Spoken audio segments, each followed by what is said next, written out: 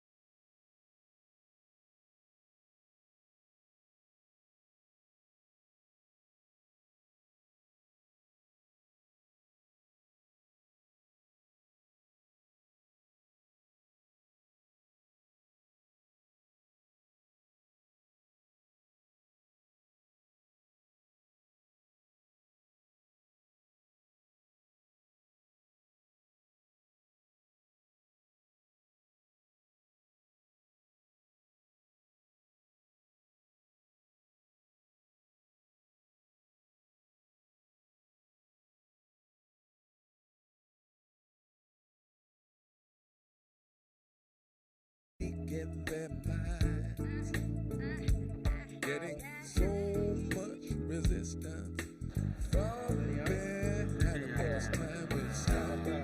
Hey, what's this? Everybody look what's going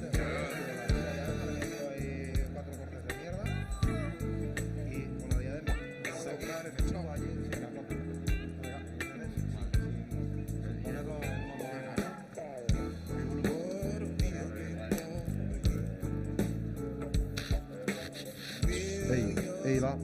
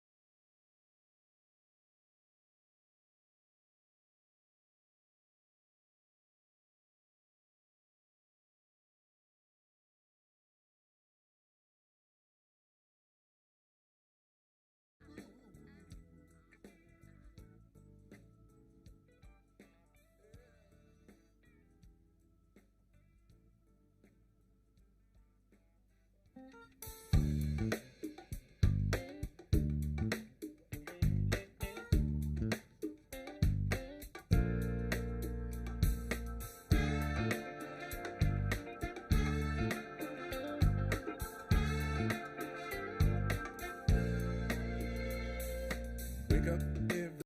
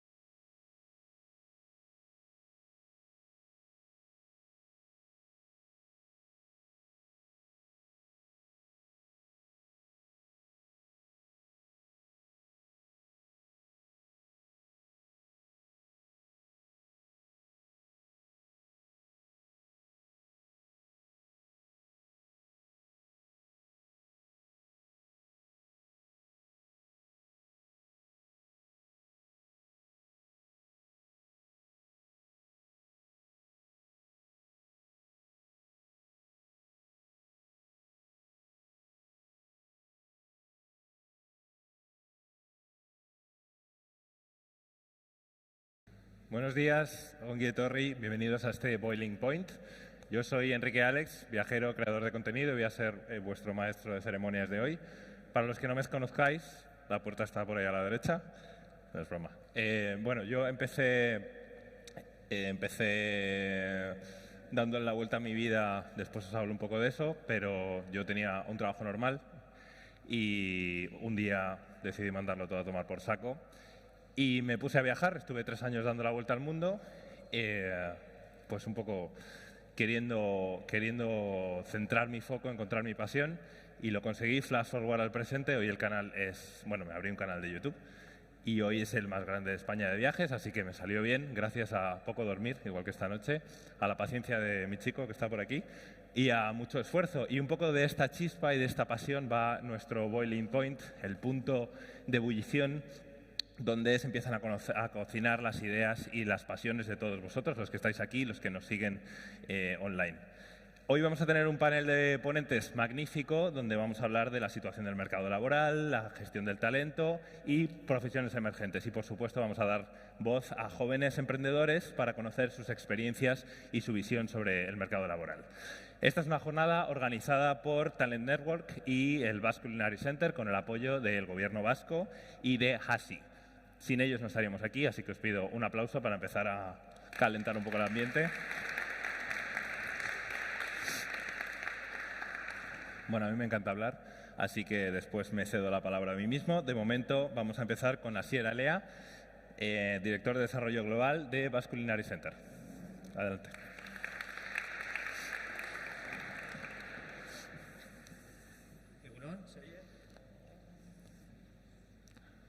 Kaixo. ¿Se oye bien? ¿No? Yo te oigo, pero creo que ellos no. Bueno, pues si no. Ahora sí.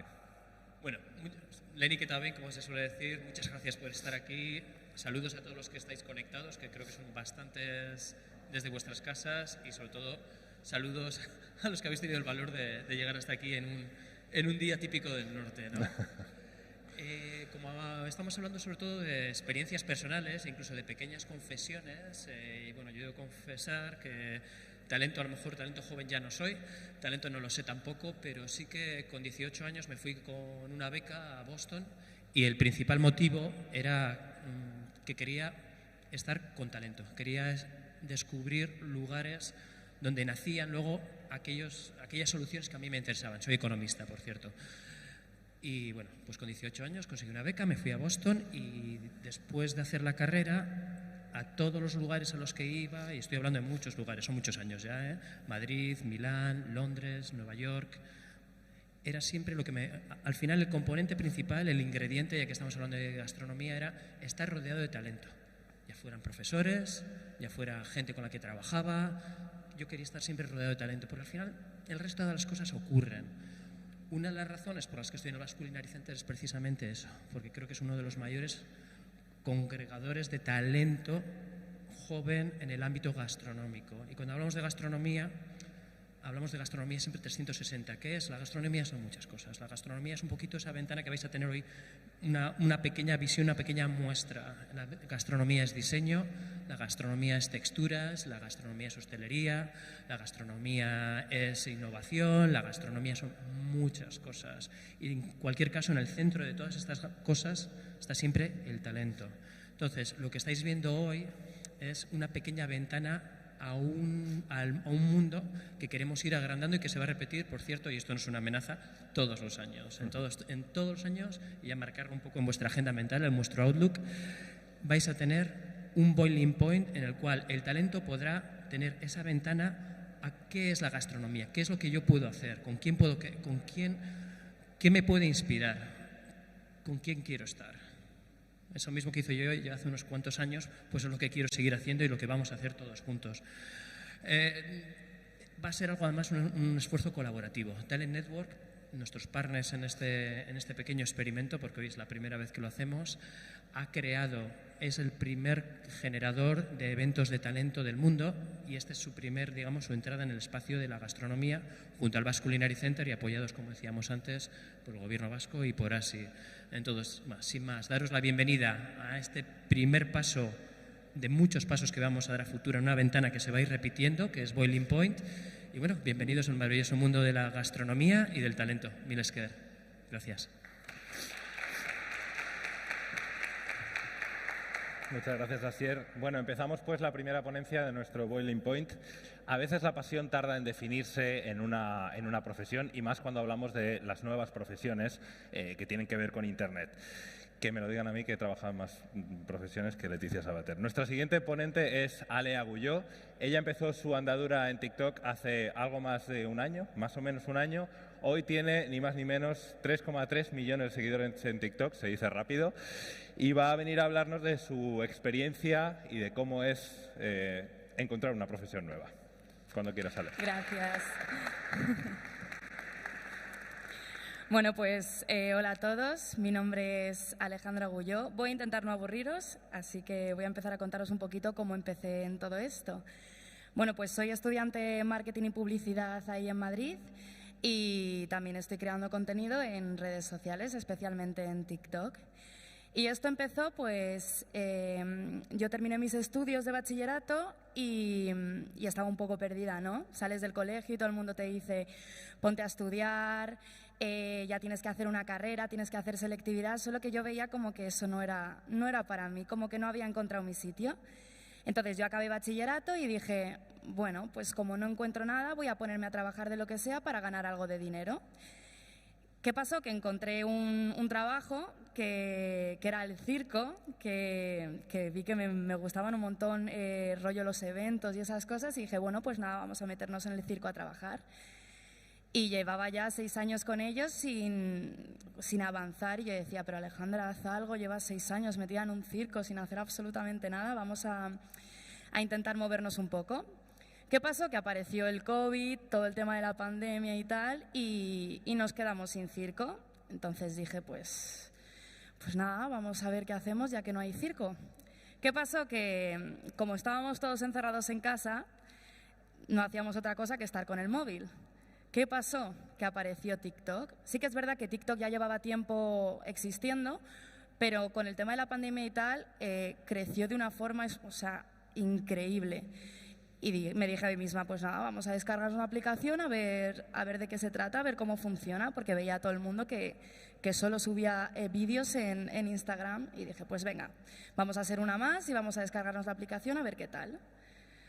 Pues resulta que me la descargué, me puse a cotillear y dije, joder, esto mola, ¿no? Esto está muy guay.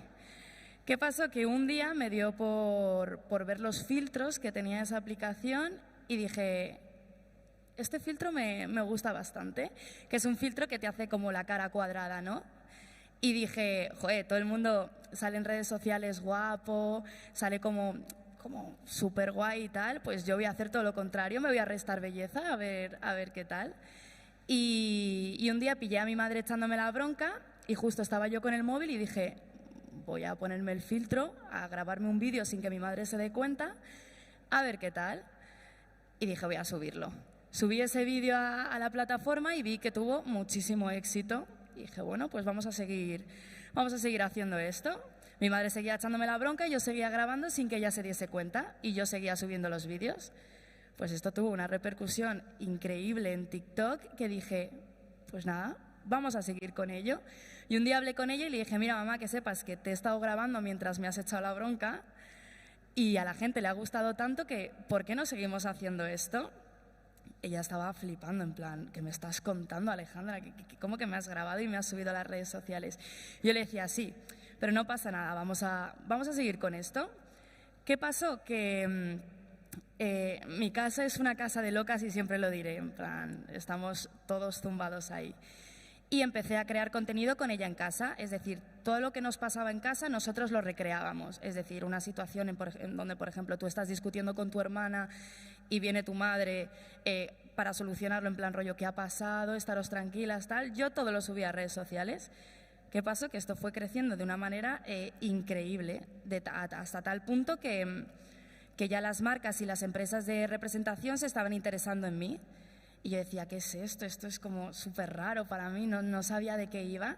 Y me acuerdo que me entró mi primera colaboración con una marca y yo se lo contaba a mi madre, ¿no? En plan, mira mamá, que me pagan por hacer un vídeo, qué guay, ¿no? Que me pagan por hacer humor, qué cosa tan chula, tal. Y ella me dijo, bueno, pues vamos a ver qué tal. Y nada, nosotras empezamos a seguir creciendo, a hacer mini campañitas de publicidad, hasta el día de hoy que gracias a Dios encontré una agencia, que ahí está mi querido representante, encontré una agencia de representación en donde puedo hacer campañas de publicidad para marcas que están muy guay. Estoy súper contenta de poder compartir con toda la gente todo lo que hago, sobre todo de hacer reír a la gente, que eso es algo que parece que no, pero la gente lo necesita muchísimo, y de poder estar estudiando marketing y publicidad, porque como dije, yo estaba un poco perdida al principio y no sabía qué hacer con mi vida, y con todo el tema de las redes sociales me di cuenta de que me gustaba todo el tema del marketing y la publicidad y de que por qué no lo intentaba. Y gracias a TikTok y a las redes sociales me volví a meter a estudiar y ahora estoy sacándome pues una carrera. ¿Qué pasa también con esto? Que lo bueno de estar estudiando marketing y publi es que también lo puedo ambientar a mis vídeos. Es decir, cuando yo hago muchas campañas de publicidad para marcas, pues intento hacer la mejor publicidad posible. Es decir, todo el mundo está harto de ver un vídeo en donde se note que los influencers o los creadores de contenido están haciendo publicidad. Es como, joder, mira, aquí hay otro pesado que está haciendo publicidad, paso directamente el vídeo. Lo que intento hacer yo muchas veces en mi vídeo es que no se note que haya publicidad, es decir, que sea otro vídeo más mío, otra recreación mía de lo que suelo hacer yo en casa. Y eso a la gente le gusta bastante porque sin querer se come la publicidad y eso a mí me viene muy bien. Entonces fui creciendo muy, muy rápido hasta el día de hoy, que ya cuento con casi 3,5 millones de seguidores. Estoy súper contenta con lo que hago. No sabía que las redes sociales iban a impactar tanto en mí y en todo lo que corresponde a mi vida. Y de verdad que, sobre todo para la gente que no sabe qué hacer con su vida, que se encuentran perdidos, que no saben qué hacer, con calma, hay tiempo para todo, que a lo mejor estás un año sin hacer absolutamente nada, no pasa nada. Es que vas a acabar encontrando lo que te gusta, que es lo que me pasó a mí, que yo llevaba muchísimo tiempo perdida y por fin he encontrado algo en lo que estoy contenta. O sea, estoy súper contenta de poder trabajar para marcas, de poder hacer publicidad en redes sociales y es algo que me ha llenado bastante, ¿no? El poder compartir todo lo que hago con la gente. Así que, nada, muchísimas gracias. Espero que os haya gustado esta mini charlita y nada, poco más. Gracias.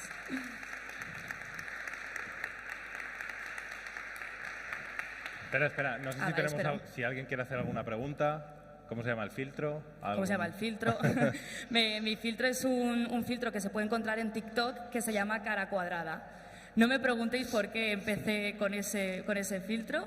Simplemente me metí en la aplicación, me puse a cotillear, lo vi, me hizo gracia y dije, pues nada, vamos a grabar todos los vídeos con este filtro. Hasta el día de hoy, que lo grabo todo con el filtro de Cara Cuadrada. Pues muy bien. Pues nada, nos vemos el año que viene cuando vayas por 7 o 8 millones. Por supuesto. Mucha suerte y muchas gracias. Bueno, conozcamos ahora a qué retos se enfrenta el sector laboral actualmente: retención de talento, diferencias generacionales, cambios en el liderazgo, externalización. Hay muchas cosas de las que hablar, así que quiero invitar al escenario a Fernando Calvo, que es director de Transformación Digital y Recursos Humanos de Hays España.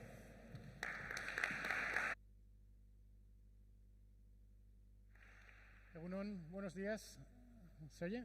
¿Sí? Vale.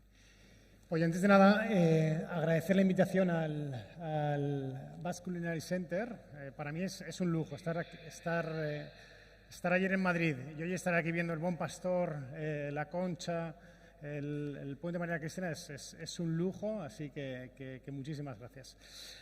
Voy a hablaros de talento y voy a hablaros del mercado laboral. Me presento rápidamente, soy Fernando Calvo, llevo 20 años trabajando en el mundo de los recursos humanos, he trabajado en empresas como Enteca, como en Vodafone, Transcom, soy licenciado en Derecho por la Universidad de Zaragoza. Soy aragonés, estoy también especializado en el ISDI, por la Escuela del ISDI en temas de digitalización y talento, y actualmente soy el director de recursos humanos de Hays. Hays es una consultora de selección de middle management, de personal. Somos la primera a nivel de cotización bursátil a nivel mundial para mandos intermedios, y todos los años hacemos un análisis del mercado laboral. Tener en cuenta que nosotros estamos manejando más o menos un orden de 3.000, 4.000 colocaciones anuales. Entonces eso nos permite tener mucho contacto con clientes y con candidatos. Hacemos encuestas anuales y tratamos de identificar cuáles son las tendencias, ¿vale? Entonces a partir de ahí pues intentamos tener un poco el feeling de cómo está siendo el mercado laboral, tanto desde el punto de vista de las empresas como desde el punto de vista de los profesionales. Y con esos datos pues me gustaría hablar un poco, contaros un poco cuál es nuestra visión, cuál es mi visión, y a partir de ahí luego con las preguntas que queráis pues comentar lo que os pueda interesar. Hace 2 años, cuando hablábamos del mercado laboral, cuando hablábamos de cómo está evolucionando el mundo de la empresa, hace 2 años, y ponía aquí un poco en broma, en el Pleistoceno, porque ha pasado tanto en estos 2 años que parece que estamos hablando de otro mundo, contábamos que todo estaba cambiando. Y poníamos 2 ejemplos que seguro que habéis oído, que viendo la juventud de las caras que veo, alguno igual dirá, pero esta empresa, estos a qué se dedicaban, pero eran grandes empresas. Una de ellas, por ejemplo, era Kodak. Kodak, en el año 96, era una empresa que facturaba 2.800 millones de dólares, 2,8 billones, y tenía 140.000 empleados en el mundo, en el año 96. En el año 2012, su facturación había bajado a menos de 100 millones y habían pasado de 140.000 empleados a 17.000. ¿Todo por qué? Porque cambiaron las cámaras de fotos y empezaron a ser cámaras digitales, se integraron en el móvil y a Kodak esto le dejó fuera. Al mismo tiempo, en el 2012, una empresa de 13 empleados empezaba a tener un valor que se estimaba en $1 billón. Pero en el 2015 fue comprada por $35 billones. Los billones de dólares no significan 1 millón de millones, sino 1.000 millones, pero son 35.000 millones de dólares. Todas estas son las grandes cadenas hoteleras mundiales, que todas ellas manejaban el mundo de la hostelería, de los hoteles, y de repente aparece una empresa que en 4 o 5 años consigue estar presente en 34.000 ciudades y en más de 200 países. Que en 2014 valía 300 millones y que en el 2015, en un año, pasa a tener un valor de 1 billón. Y todo ello sin tener la propiedad de una sola cama, ¿vale? Todo desintermediando. Nos damos cuenta de que desde el año 2000 los crecimientos de las empresas no son lineales, sino que son exponenciales. Que la globalización, la desintermediación, lo que ha llevado es a que los movimientos sean, como nos estaba contando hace un momento Alejandra, se pasa de 0 a 100 en muy poquito tiempo. ¿Y cuánto costó tener 50 millones de usuarios al teléfono? 75 años. Desde que se inventó el teléfono hasta que hubo 50 millones de personas que disponían de un teléfono, pasaron 75 años. A la radio, 38 años. A la televisión, 13 años. A Internet, tener 50 millones de usuarios, 4 años. Facebook, 3 años y medio. Google, 88 días. Angry Birds, 30. La rapidez a la que va evolucionando todo y a la que evoluciona es bestial, es rapidísima. La tecnología nos impacta y nos ayuda a ser más rápidos, mucho más baratos, más eficientes y más seguros. Pero de repente, en el Pleistoceno, de repente llegó el coronavirus y parece que todo se detiene. Durante unos meses parece que todo se detiene, todos nos metemos en nuestras casas y que algo está cambiando. Pero, sin embargo, se detiene para volver a acelerarse. Y ahí es donde quería empezar un poco la presentación, que seguía un poco los ejemplos estos, ¿no? Antes teníamos nuestra expectativa con Privalia era que las cosas, cuando comprábamos algo por Internet, nos llegaran en 20 días y nos parecía un plazo rápido, 3 semanas.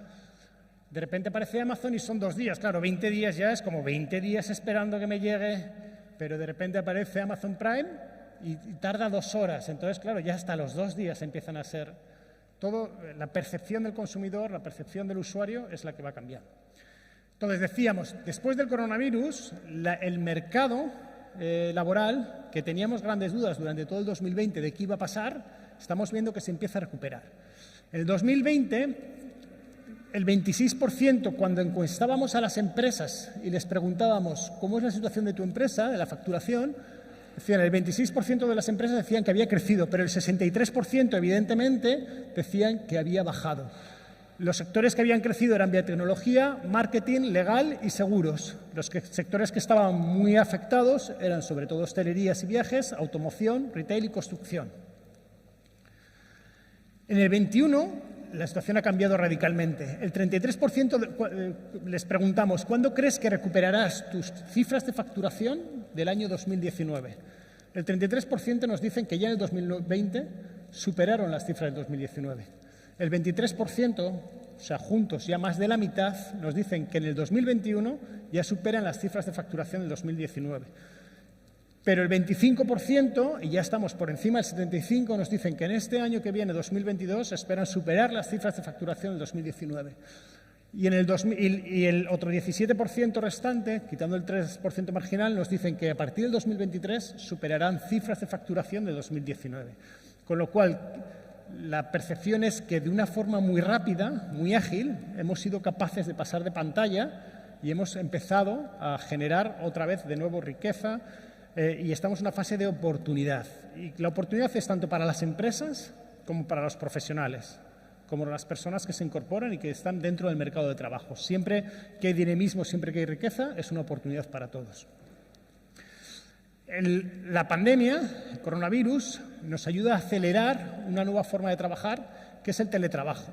Si os fijáis, cuando en el 2019 preguntábamos a empresas y profesionales ¿Crees que podrías realizar parte de tu trabajo desde casa? Todos, ya el 86% nos decía que sí, y en el 2020 creció el 90%, pero la diferencia no es muy grande. La gran diferencia es que la mayoría de las personas no disponían de la opción de teletrabajar porque no había herramientas o porque, la compañía no les había puesto las herramientas y porque no se habían dado las circunstancias. A partir y este es el gran cambio. Pasamos en el 19 de un 36%, puedo teletrabajar, pero además tengo la opción, a un 68%, mientras que los que no tienen la opción se reducen del 50% al 22%. Y ya solo queda un 14% de no me es viable teletrabajar o no me motiva, a un 10% de no es viable, no me motiva el poder teletrabajar. Hoy ya el 80% de las empresas, esto es diferencia entre empresas y profesionales, ya piensan, el 81% de los profesionales, el 78% de las empresas encuestadas ya nos dicen que creen en un sistema de trabajo híbrido, donde combinas la parte presencial y la parte de teletrabajo.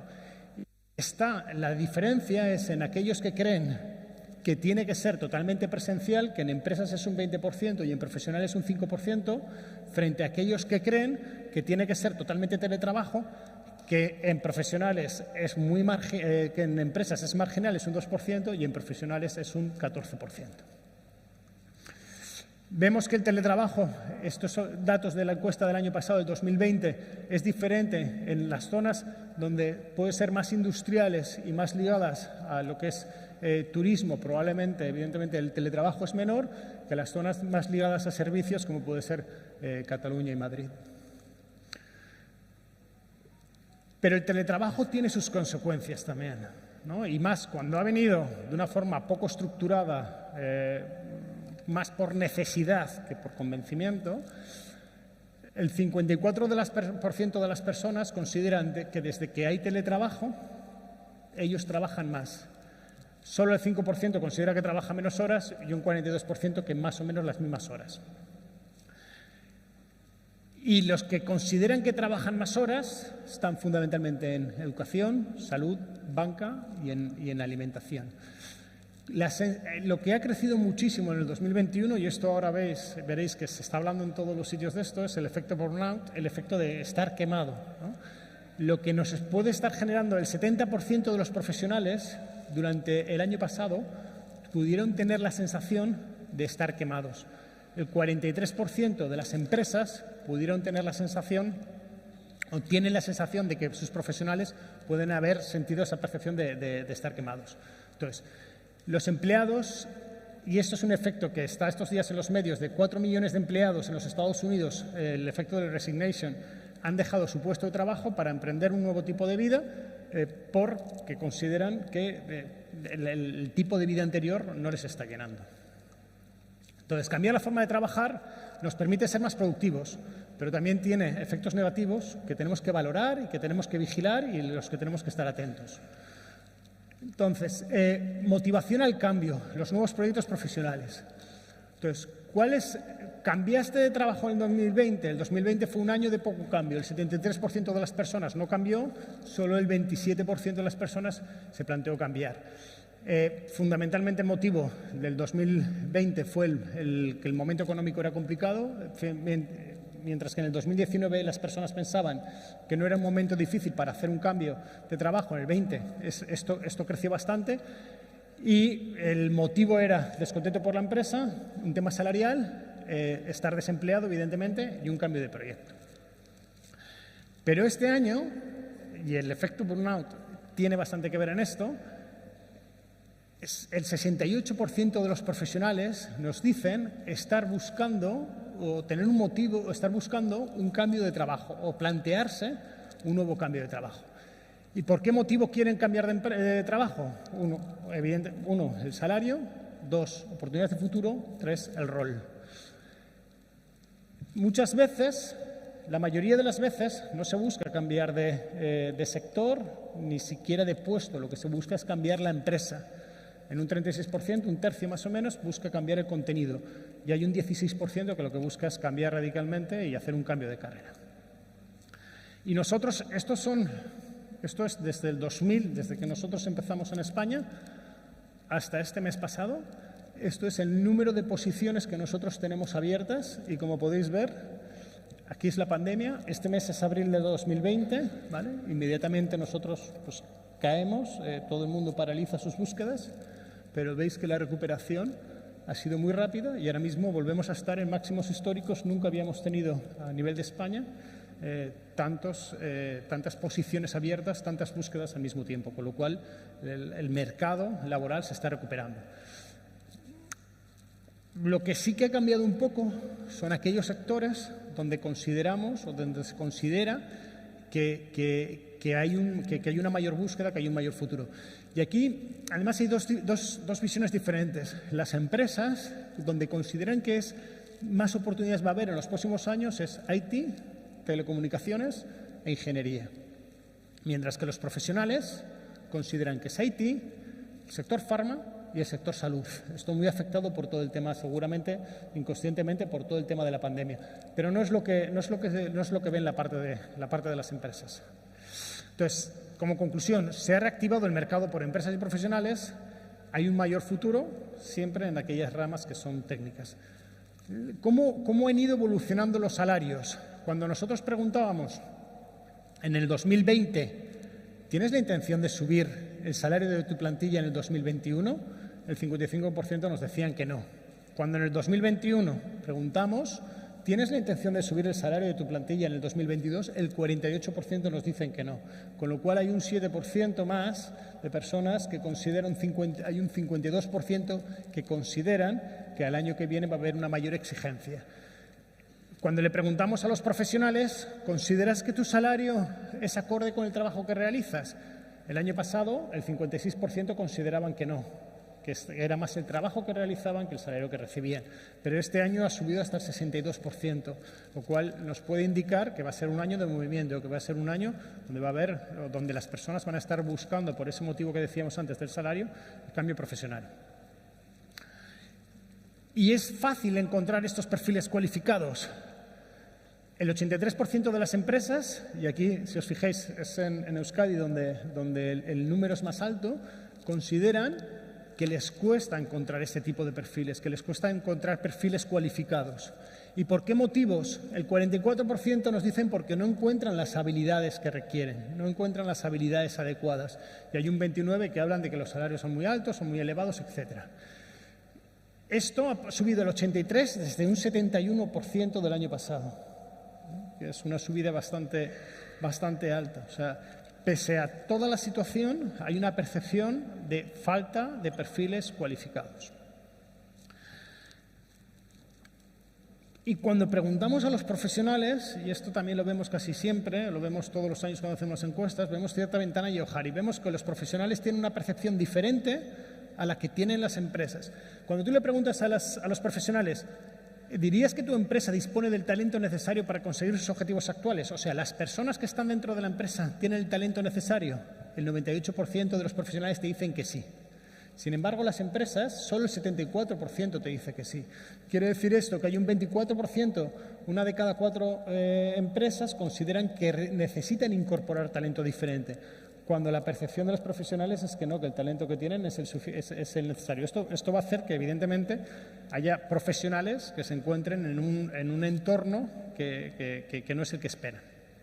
Entonces, van a aumentar los salarios durante el próximo año y más, sobre todo, tal como está el IPC, pero las empresas ven una falta de habilidades y eso es una oportunidad. Entonces, ¿qué recomendaciones son las que valoraríamos o que os haría? La primera, renovarse o morir. Es falta de profesionales con las habilidades adecuadas. Para las empresas, recuperación económica, que no sabemos cuánto va a durar y que por lo tanto hay que aprovechar a tope. Formación y desarrollo como pilar empresarial. Las habilidades van cambiando, los conocimientos van cambiando, las necesidades de los clientes, de los usuarios son diferentes. Por lo tanto, formación y desarrollo constante, atracción y retención de talento, aprendizaje continuo en las organizaciones, motivar e identificar cuáles son sus gaps formativos y cómo hacemos esos planes para desarrollar. Los profesionales ya no solo hablan de salarios, también hablan de valores, valoran el buen hacer y la reputación de una compañía el esfuerzo en comunicar valores, un modelo híbrido de vuelta a la nueva normalidad con teletrabajo y parte presencial, donde el futuro será híbrido, pero hay que vigilar esta parte del teletrabajo, del efecto burnout, de cómo generar identificación con la compañía, de cómo generar cultura corporativa en un entorno donde ya no es 100% presencial, como era hace 3-4 años. Recomendaciones a los profesionales. Pensar en el largo plazo. El mercado laboral es disruptivo. Como hemos visto antes, cambia constantemente. Entonces, lo importante es hacia dónde quieres situarte tú en el medio y largo plazo. ¿Qué necesitas para esto? ¿Qué te va a aportar tu próximo rol? No tanto, aparte de a nivel salarial, que evidentemente tiene que cubrir unos básicos, que es cómo vas a crecer tú, cómo va a enriquecer tu perfil profesional. Y luego ser realista con tus expectativas y con los factores que son importantes para ti, la localización, la conciliación, la formación y el desarrollo. Y cuánto todo eso vale y a partir de ahí buscar tu proyecto. Formación y desarrollo tiene que ser un constante también para el profesional, tiene que ser un pilar importante. Tenemos que plantear el por qué, tenemos que ser capaces de plantearle a nuestras empresas por qué esto es un win-win, por qué si tú inviertes en mi formación tú vas a tener un retorno en todo esto. Tenemos que hacer auditorías de nuestro propio perfil, pensar qué partes de nuestros perfiles son moldeables, son mejorables, qué beneficio va a tener esto para la compañía y cómo juntos podemos ir trabajando mediante proyectos, mediante formación, en desarrollarme. Es muy importante atender a nuestra salud mental, es muy importante, sobre todo cuando ahora hay momentos donde es difícil separar entre nuestra vida profesional y nuestra vida personal porque todo se produce en el mismo espacio. Es muy importante entender que cuando aumentan las sensaciones de estar quemados tenemos que parar, tenemos que hacer nuestras pausas, tenemos que mantener nuestros espacios de comida, nuestros espacios de ocio, nuestros tiempos libres. Y luego, cuando es teletrabajo y cuando trabajamos en organizaciones y en grandes corporaciones, ser consciente de que el teletrabajo tiene una parte de invisibilizar al empleado, ¿no? Al final, tú ya no estás tan presente. Entonces, tienes que ser tú el que constantemente busque el hacerse visible, el que comparta sus logros, el que busque las opciones cuando te incorporas a una nueva compañía de cómo conocer al resto, etc.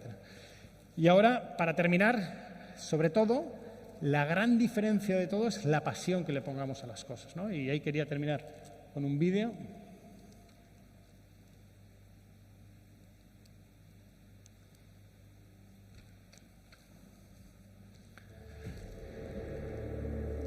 Es un vídeo de hace 4 o 5 años. Es el mejor jugador de ping-pong del mundo, Timo Boll.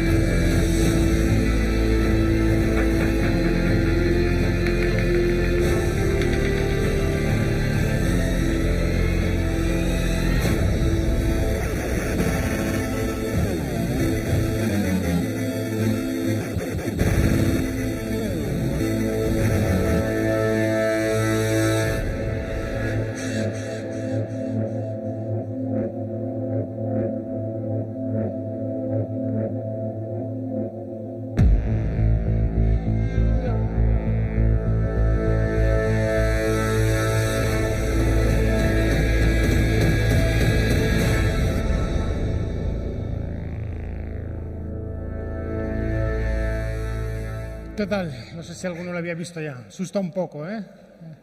La única diferencia, lo único que seguro que nosotros hacemos, de momento, siempre mejor, es la pasión, es la emoción, ¿vale?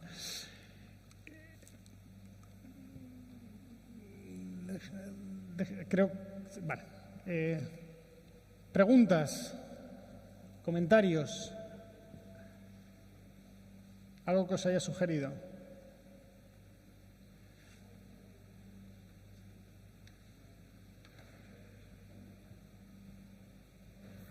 Sí.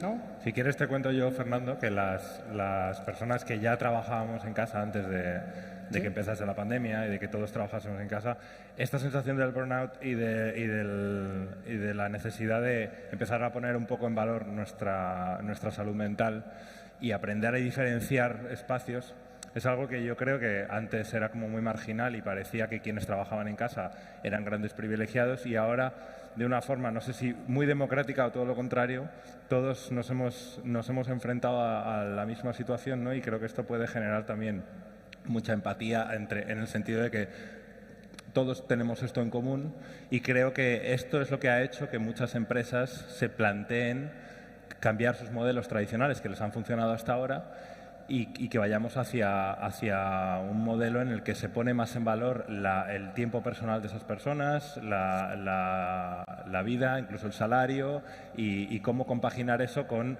la felicidad en términos de cuanto más feliz soy, más rindo en el trabajo, ¿no? Sí, y yo creo, y además tienes mucha razón, y yo creo que estamos en un momento todavía con cierta incertidumbre, ¿no? Yo creo que no tenemos todavía, no ha pasado el tiempo suficiente como para que tengamos claro qué está pasando. Y nosotros, por ejemplo, tenemos 5 oficinas. Tenemos oficina en Madrid, Bilbao, Sevilla, Valencia y Barcelona. Y en aquellas ciudades, por ejemplo, donde la gente es menos de la ciudad, y por ejemplo esto pasa mucho en Madrid, donde el 50% de los empleados no son de allí, el teletrabajo no se percibe como algo positivo.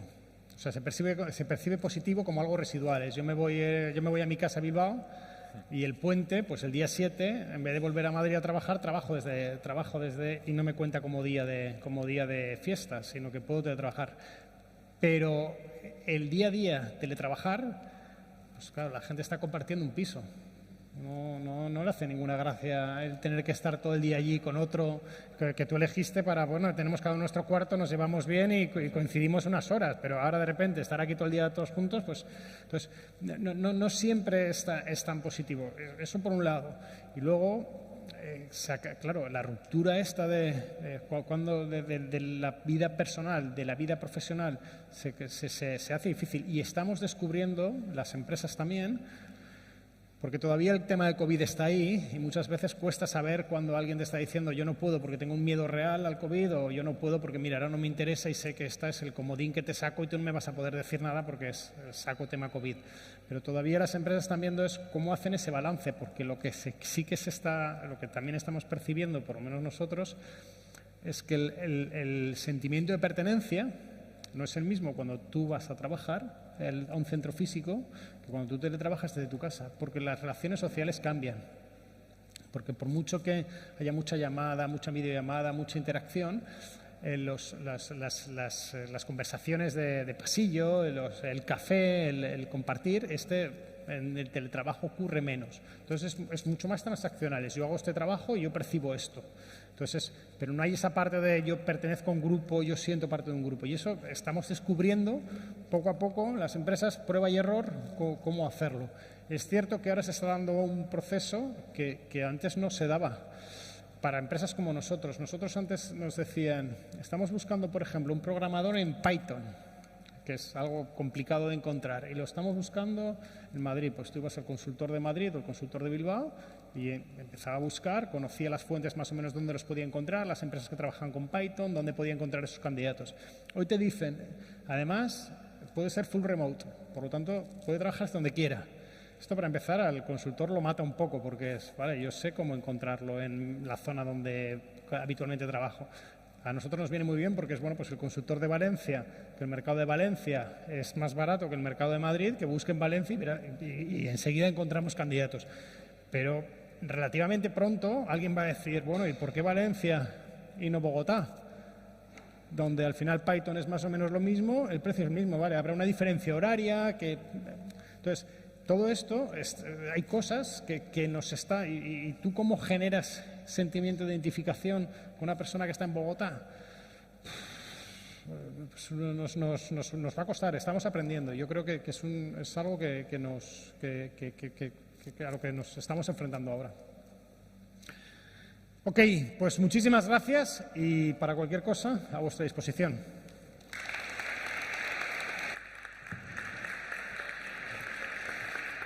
Muchas gracias, Fernando. De verdad, muy interesante ver cómo están cambiando las cosas y cómo estamos poniendo en valor quizá las cosas importantes. Bueno, seguimos en el mundo de la empresa y vamos a hablar ahora de cómo es ser un buen gestor de equipos, un buen gestor de talento.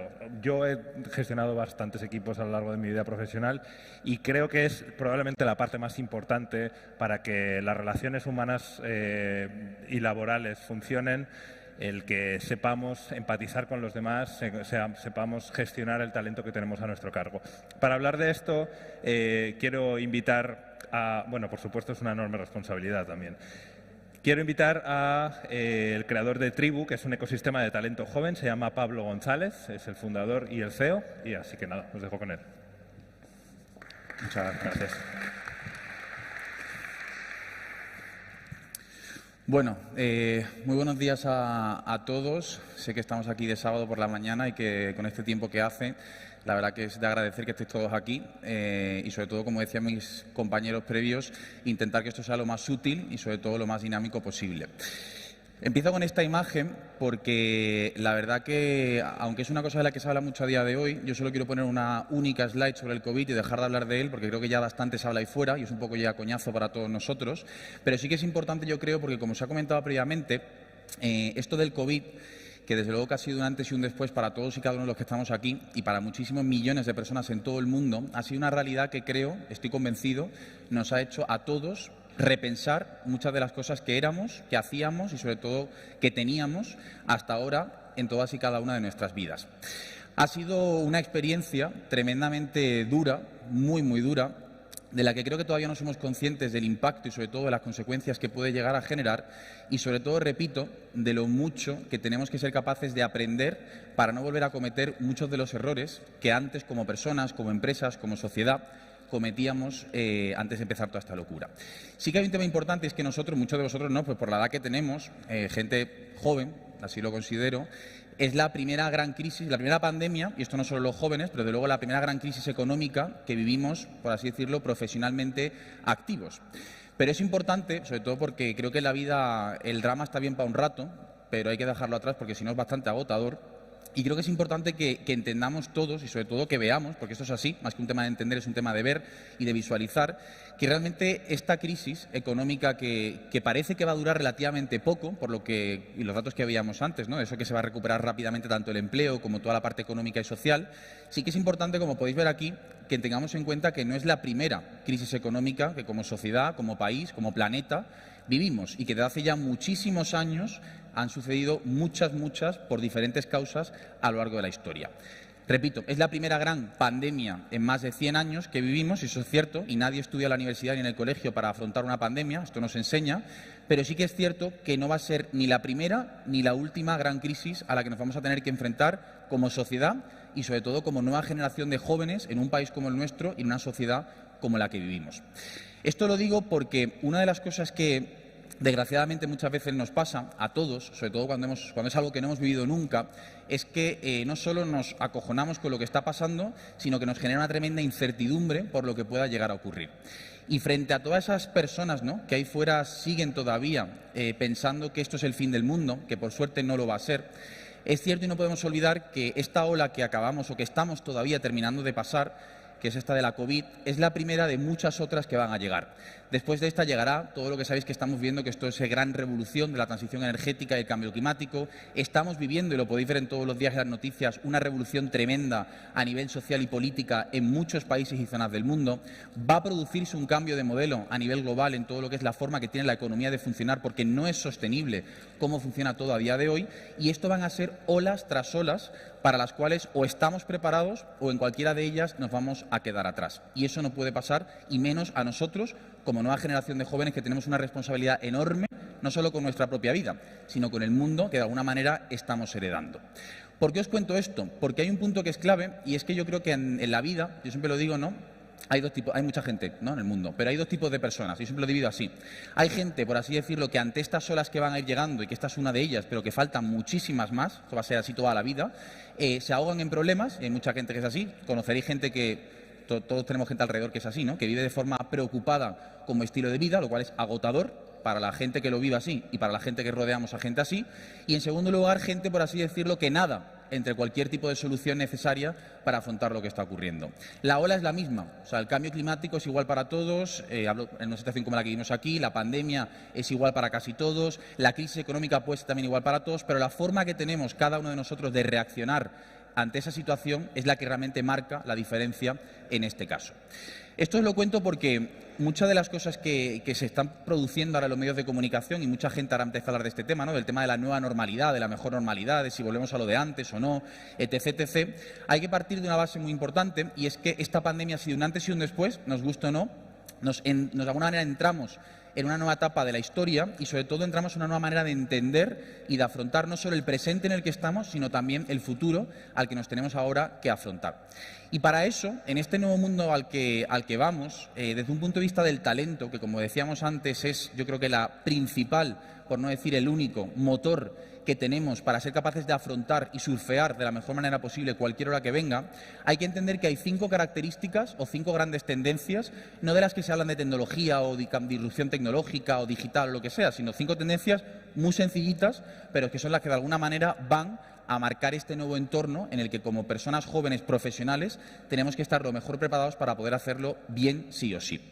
Hay una primera que no os descubro nada nuevo, seguramente habréis escuchado una vez ese concepto, ¿no?, que se hablaba mucho antes, que era el concepto VUCA, ¿no?, el tema de un entorno pues volátil, cambiante, incierto, etcétera. Y es cierto que después de la pandemia, si algo creo que todos somos conscientes es que no tenemos ni idea de absolutamente nada. O sea, no sabemos nada de lo que puede pasar. Yo me recuerdo perfectamente el día 8 de marzo, así, del año 2020, que además yo estaba en Londres justamente, y esto de la pandemia sonaba literalmente una cosa de chino, ¿no?, al otro lado del mundo, que jamás iba a llegar y que parecía que aquí no iba a pasar absolutamente nada. Y de repente, en cuestión de 4 días, nos encierran absolutamente en casa y nos damos cuenta de que lo que en ese momento parecía normal, que era poder salir a la calle con total libertad, de repente deja de serlo. No quiere decir con esto que tengamos que estar todo el día preocupados porque podamos acabar en casa encerrados o porque nos pueda pasar cualquier cosa, pero sí que asumamos que vivir con incertidumbre no es un drama, es la nueva normalidad. Y o entendemos y asumimos que no sabemos nada de lo que pueda ocurrir y, por lo tanto, prever o estar pretendiendo prever lo que va a pasar para controlar tu vida es absurdo, porque nadie sabe lo que va a ocurrir. Con lo cual, lo primero es que lo incierto es lo único que tenemos como cierto. O sea, es la primera gran cosa, por así decirlo, que tenemos que asumir para dejar de vivir estresados y agobiados con lo que pueda ocurrir en el mundo. Hay un segundo que es importante también, y es que, como bien sabemos todos, venimos de pues un par de décadas en la que de repente todo era cada vez más y más y más, ¿no? Pues hace 10 años, me acuerdo, ¿no?, perfectamente lo que te costaba 10 o 15, que te costaba un SMS mandarlo, lo que te podía costar hacer una llamada, que medías los minutos que utilizabas, etcétera, y estamos en un mundo a día de hoy donde cada vez es más barato, donde ya puedes llamar, utilizar datos de forma ilimitada, donde no tienes ningún tipo de barreras y donde, por ejemplo, cada vez irte de viaje a cualquier lugar del mundo, donde antes te costaba 1.000 euros irte a Nueva York, hoy en día te puedes conseguir vuelos casi por 100 y pico euros irte al otro lado del charco. Cada vez más en este mundo parece que los límites no existen y que todo es absolutamente ilimitado. La realidad, como bien sabéis, esto lo vemos cada vez más en cualquier sitio, por suerte el planeta tiene barreras, tiene límites, que tenemos que, 1, ser conscientes de ellos y 2, respetarlos, porque si no, no habrá planeta en el que poder hacer cualquiera de las cosas que hacemos a día de hoy, empezando por vivir. Por lo tanto, sí, el mundo puede ser ilimitado, pero sí, el mundo tiene barreras que o respetamos y entendemos o nos lo vamos a cargar y de alguna manera no seremos capaces de poder seguir viviendo en él. Nuestra generación tiene 2 grandes responsabilidades. Una primera es entender esto y una segunda la anterior. Entender que este mundo conectado en el que estamos o somos capaces de aprovecharlo para todos o no vamos a ser capaces de sobrevivir como especie en los próximos años. Hay un tercer punto que es el del gran cambio generacional. Y esto creo que, más allá de lo que puedan representar según qué personas, como por ejemplo ella, que habrá gente que esté de acuerdo, gente que no, hay una realidad y es que nuestra generación ha marcado un antes y un después. Hay mucha gente que dice, ¿no?, que los jóvenes somos el futuro, que no lo somos, depende de cada uno lo que pueda pensar, pero lo que está claro es que somos una generación que ha marcado un antes y un después y que tenemos una forma de ver la vida radicalmente distinta a lo que seguramente antes había y de lo que seguramente nuestros padres o nuestros abuelos buscaban o deseaban. Hemos crecido además, como bien sabemos todos, ¿no?, con esa promesa social de que si estudiabas, te esforzabas, sacabas buenas notas, aprendías inglés, tenías 2 carreras, estudiabas un máster, te ibas al extranjero, serías feliz y tendrías éxito el resto de tu vida. Y esto no es que nos hayan mentido, es que cuando nos lo decían, a las personas que nos lo decían con su mejor intención, les funcionó porque el mundo era otro. Pero la realidad es que hoy el mundo es muy distinto, por suerte, y tenemos que ser capaces de entender de que vivir comparando la forma que tenemos de vivir con la que tenían nuestros padres o abuelos para ver si es mejor o peor es absurdo, porque el mundo en el que estaban ellos era muy distinto al que hoy nuestros abuelos, nuestros padres y nosotros mismos tenemos, es radicalmente diferente. Por tanto, hay un gran cambio generacional, no solo en la forma que tenemos de vivir, sino también en la propia forma que tenemos de entender la vida. Y esto creo que es muy importante que lo asumamos porque se escucha mucho a mucha gente joven comparar todo el rato que si nuestros padres o abuelos vivían mejor. Y esa comparativa es absurdo, porque el mundo hace 30 años no tiene nada que ver con lo que soy, con lo cual estamos comparando peras con manzanas, lo cual nos lleva a una frustración constante y, sobre todo, como decía, a algo que no lleva a ningún tipo de resultado. Hay un cuarto punto que es clave, que es el tema de la transparencia. Yo creo que en este caso, y esto no es fácil, es muy complicado de hecho, en un mundo como el que vivimos, en el que se sabe absolutamente todo de una empresa, cuando compras algo de ropa en cualquier marca, dónde se ha producido, qué materiales lleva, qué contaminación ha generado, cuando te comes algo, dónde, por ejemplo, esa carne de dónde viene o esos alimentos dónde se han producido. Hoy en día es más y más fácil, cada vez más, poder saber de dónde viene cada cosa que utilizamos, que usamos, que comemos, que consumimos, etcétera, etcétera. Y es importante entender esto porque como profesionales nos enfrentamos a un mundo en el que todo el mundo va a saber todo de nosotros y nosotros vamos a poder saber todo de toda la gente que nos rodea. Por lo tanto, es importante que vivamos desde un principio, para mí básico, que no es nada fácil de mantener, que es la coherencia entre lo que decimos, lo que hacemos y sobre todo lo que sentimos. Y esto es importante, aunque parezca muy blurry, porque realmente en el día a día no es fácil hacer esto. Y es fundamental porque en un mundo tan conectado la transparencia va a ser tremendamente clave. Y quinta, y a mí esta me gusta mucho, especialmente porque creo que sin ser muchas veces conscientes y sin ser ninguno mala persona de por sí, creo que durante mucho tiempo, en muchos sitios del mundo, por no decir todos, a todos nos ha pasado algo como que somos de alguna manera, ¿no?, internamente como clasistas en muchas cosas. Y todo nos pasa que cuando, ¿no?, esta es como decía antes, la gran promesa, el tema de que si no eres un gran ingeniero, si no estudias para ser abogado, si no estudias para ser empresario y estudias cualquier otro tipo de carrera, como que vales menos, ¿no?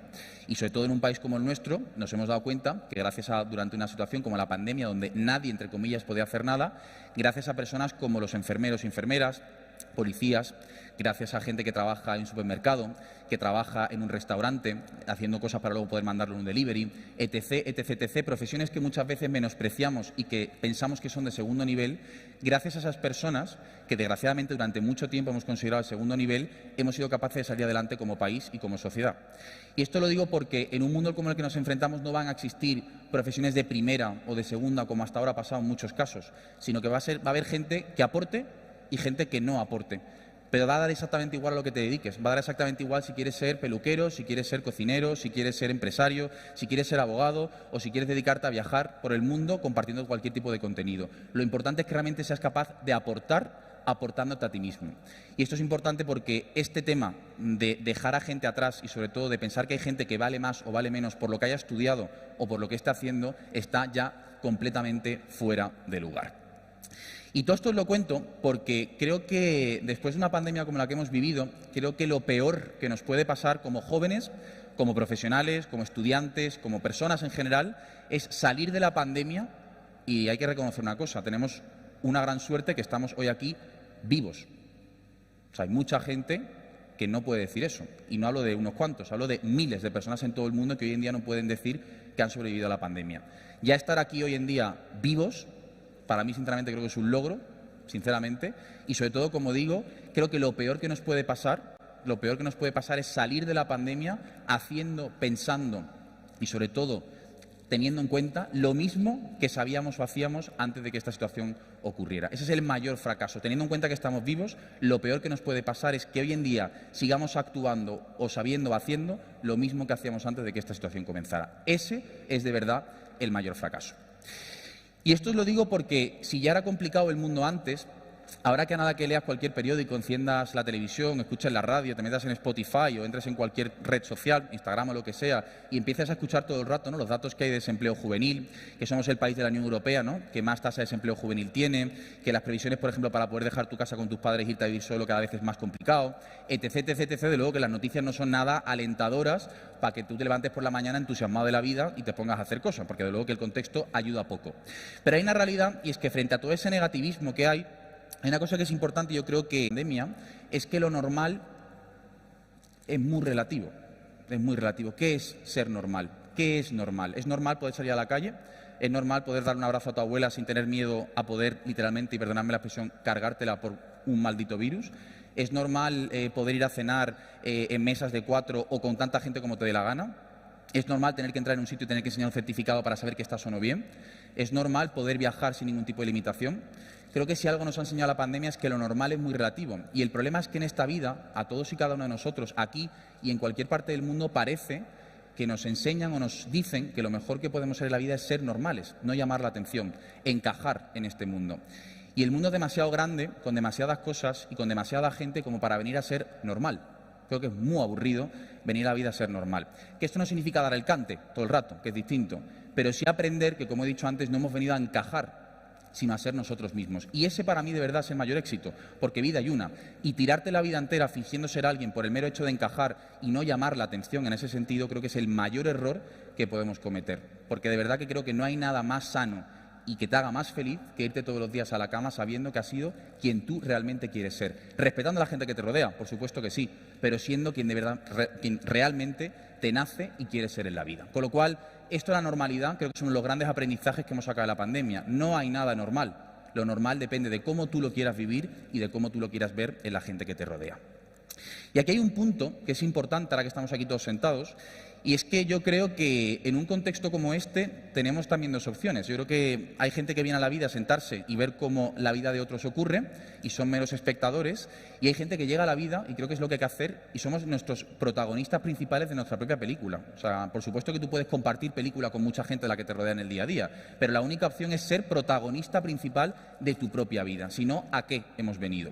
Y aquí hay un tema que es importante, que es el tema de la motivación, que a mí me preocupa, porque hay mucha gente, sobre todo, ¿no?, cuando estamos en la universidad, cuando entramos en una empresa, que nos pasa el tema de es que a mí no me motivan, es que yo no estoy muy motivado, es que yo tampoco es que sienta ese entusiasmo por la mañana cuando me levanto en mi casa, el contexto no ayuda, mis padres tampoco, mis amigos pasan, etcétera, etcétera. Y hay un tema con la motivación, y es que yo tengo muy claro que es que al final motivado ni se nace ni se crece. O sea, esto de la motivación no es un tema que que hay gente que nazca con eso, o que hay gente que nace rubia, pues no es que haya gente que nazca motivada y gente que nazca no motivada. O sea, al final la motivación te la pones tú todos los días. Yo siempre digo que la comparación es un poco, hay gente que se piensa que la motivación es como ponerte el típico esto de los micados de Zara, que te hacen que tu casa huela mejor, pero realmente la motivación es como ir al baño. O vas tú o nadie lo puede hacer por ti.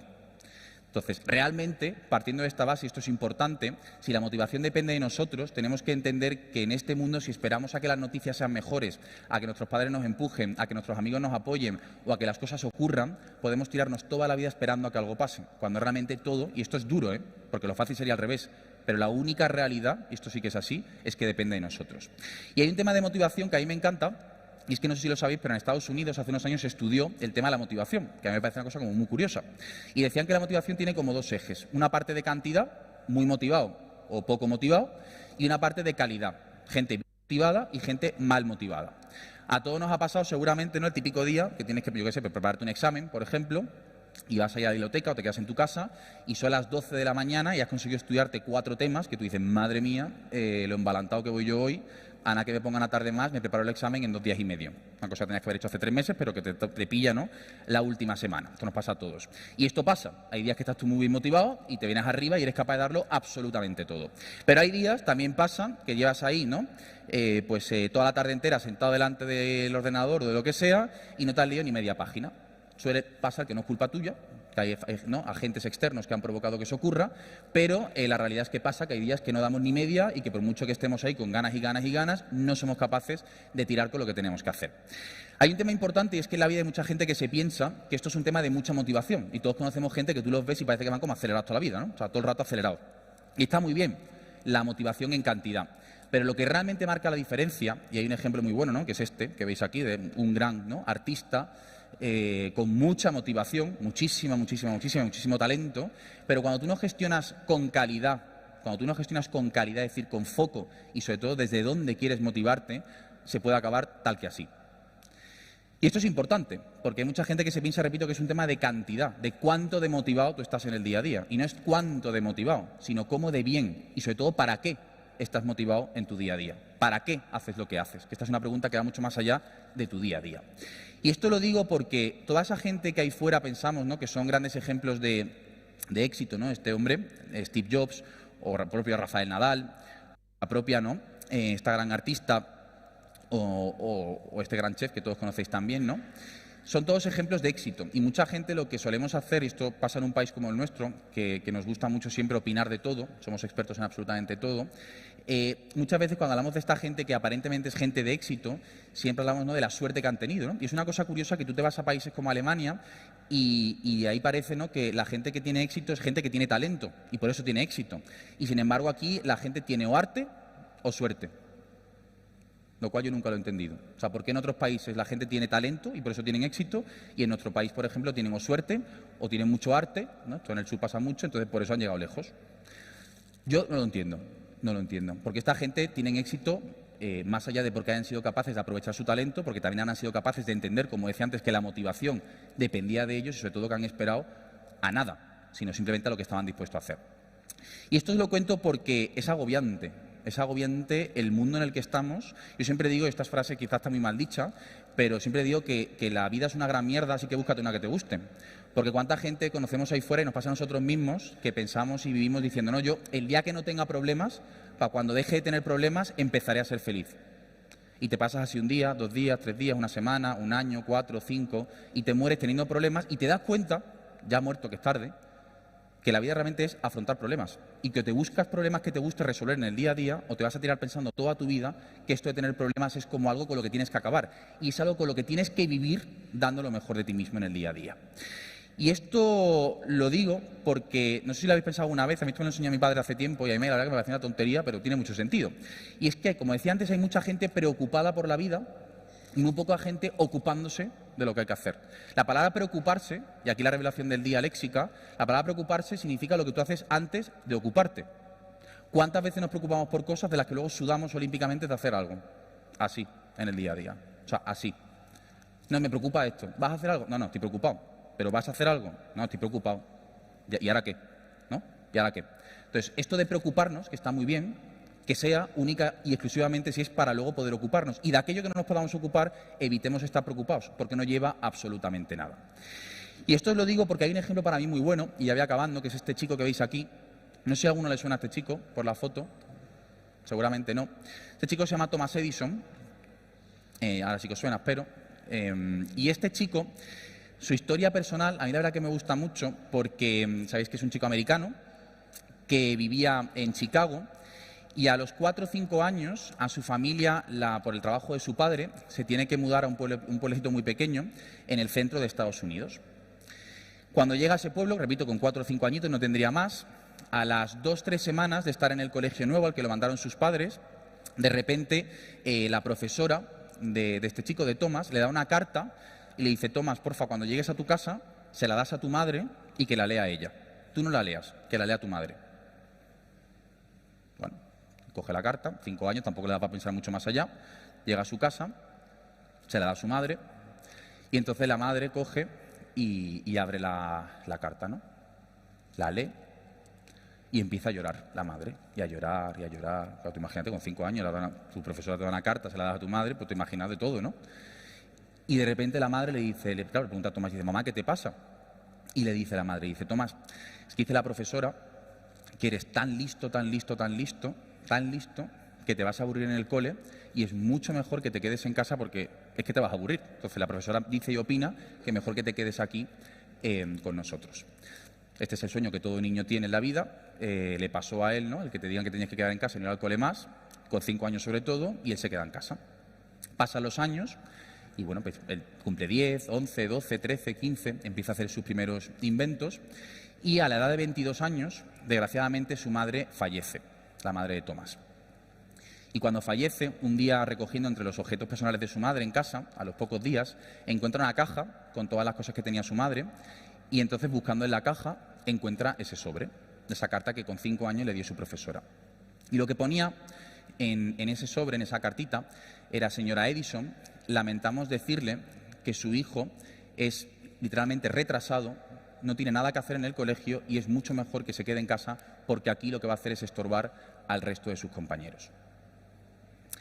Como bien sabéis, Thomas Edison no solo ha sido y es uno de los mayores inventores de la historia de la humanidad, sino que además, repito, para mí es el ejemplo perfecto, uno de los muchísimos que hay de la historia antigua, pero también de cada día, de la gente que nos rodea, de cómo cada día, cada persona, en cada lugar del mundo, la cantidad de tiempo, de energía, de esfuerzo que dedicamos a pensar en lo que no podemos, en lo que no sabemos, en lo que no vamos a llegar a hacer, en lo que no tenemos la capacidad de hacer, etc., etc., etc. O sea, la cantidad de energía, pensadlo, la cantidad de energía y tiempo que dedicamos cada día a pensar aquello que no podemos. Y no solo eso, sino a pensar también en la cantidad de cosas que la gente que nos rodea tampoco puede y tampoco sabe hacer porque nosotros somos mucho mejores. Hay un tema que es fundamental, que parece que es una tontería y se nos ha olvidado, que es el tema de la confianza. Hablábamos antes de la salud mental, ¿no? Sí, pero es que hay un paso previo, que es confiar en ti. Y esto es complicado, porque en un mundo en el que parece que hay que ser perfectos, en el que hay que encajar, en el que no hay que destacar porque si no vas de flipado por la vida, en el que es mejor quedarte en tu sitio antes que hablar y opinar de cualquier cosa, en un mundo en el que se nos enseña eso, y sobre todo, repito, siendo perfectos o lo más perfectos posibles, confiar en uno mismo parece que no es importante, pero es lo más importante para conseguir todo lo demás.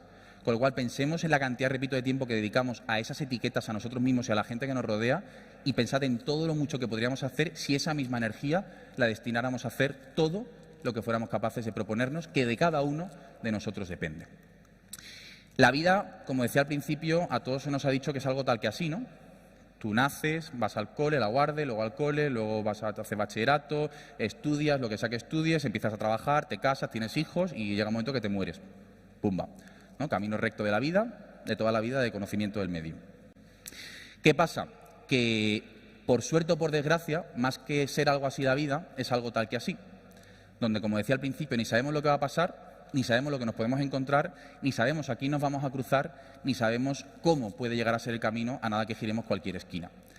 Y hay mucha gente que está preocupada, como decía antes, por saber y por controlar y por prever lo que va a ocurrir, repito, en un mundo del que no sabemos absolutamente nada. Y es que se nos ha olvidado que, igual que pasa cuando tienes que ir a cualquier sitio en coche, realmente la clave no está en lo que te puedas encontrar en el camino, sino en cómo tú te preparas a ti mismo, en cuáles son tus neumáticos, en cuál es tu motor, en cuál es tu energía, en cómo de recargado de gasolina vas en el día a día para ser capaz de afrontar cualquier situación. La vida no es un camino recto, sino todo lo contrario.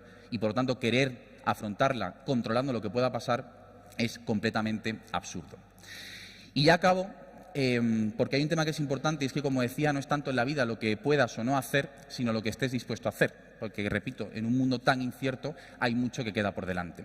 Y para eso es fundamental que todos nos hagamos esa pregunta, ¿no? Que dices, oye, ¿quién? Pues tú, cada uno de nosotros. ¿Cuándo? Hoy mismo, por no empezar mañana.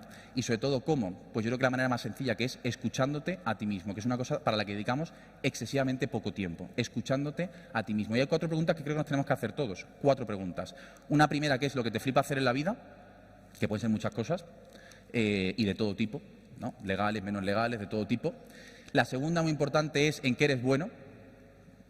Y esto no es solo lo que la gente te pueda decir, sino lo que tú crees que realmente eres bueno y aquello en lo que tú sientes que estás brillando. Hay una tercera fundamental, que es lo que necesita el mundo. Y estamos en un sitio donde tenemos una oportunidad porque todo el mundo necesita comer, con lo cual creo que no hay mayor mercado en el mundo que dedicarse, por ejemplo, al mundo de la gastronomía, porque todo el mundo necesita, por ejemplo, este tipo de cosas, con lo cual creo que estamos en un sitio idóneo para entender que aquí hay tantas oportunidades como queramos ver, y sobre todo, y lo más importante, de qué te podrías ganar la vida. Que esta gente que dice, ya, pero es que yo de esto seguramente no, porque al final hay 4 sitios y yo no encajo. El mundo es muy grande, y gente que coma hay en cada sitio donde hay personas. Con lo cual yo creo que pensar que no hay oportunidades en un sector tan apasionante como la gastronomía o cualquier otro es un error, porque, repito, no hay mayor mercado que el que pueda haber en el mundo de la gastronomía, donde todo el mundo, donde haya gente, tiene que comer, con lo cual es infinito las posibilidades que podemos tener. Y hay un tema que es cuándo, ¿no? Como decía antes, y es que muchas veces en la vida nos tiramos pensando que es demasiado tarde, que ya soy demasiado mayor, que yo ya como he hecho Derecho o he estudiado Gastronomía o he hecho ADE o no he estudiado o he hecho un FP, ya es demasiado tarde porque ya no tengo capacidad de poder reencajar. Y partiendo de la base de que seguramente nuestra generación vamos a vivir más de 100 años, que con 20 y pocos o 30 y pocos o 40 y pocos o 50 y pocos pensemos que es demasiado tarde, es un error porque nos queda la mitad, por no decir el triple, por delante de vida. El único momento en el que es tarde es cuando ya no estamos aquí. Y partiendo de la base, como he dicho al principio, de que estamos todos vivos, partiendo de esa base, creo que no es demasiado tarde, ni mucho menos, para ninguno de los que estamos aquí. Así que eso quería compartir con vosotros. Muchas gracias.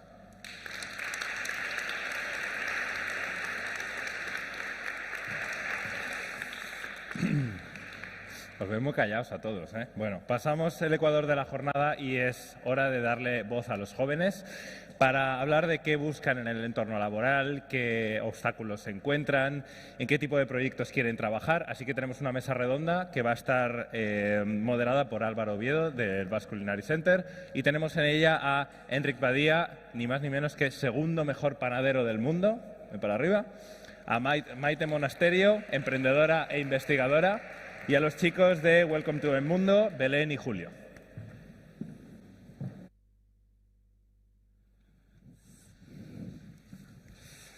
Qué buen sitio me ha tocado. Sí. Bueno, el lío, ¿no? Hola a todos. Bueno, os ha presentado un poco brevemente Enrique, pero me gustaría que hicierais una pequeña introducción cada uno de vosotros para que os conocieran, la gente que está aquí y la gente que nos está siguiendo online, porque al final sois tres perfiles totalmente diferentes y creo que podemos sacar bastantes conclusiones interesantes. Así que nada, Enrique, te toca. Empiezo yo, ¿quieres que te cuente Empieza, un poco? dale, Me dale. presento. Bueno, yo soy Enric Badía, vengo de Barcelona, soy panadero. Este año en octubre quedamos subcampeones del mundo en panadería y bueno, no sé si quieres que te cuente, que simplemente me presento, que te cuente Sí. en general cómo En ha ido el general. concurso. Bueno, pues para nosotros, para mí, ¿no? Que la panadería como era una salida primero a algo que no me gustaba, que era estudiar las materias básicas, ¿no? Lo que estabas obligado a hacer durante mucho tiempo. La verdad es que me sentía como que no encajaba en este mundo que al principio un poco presentaba toda la gente que ha subido aquí, donde se te pide unos resultados, donde se te pide que encajes en el día a día del resto de la sociedad.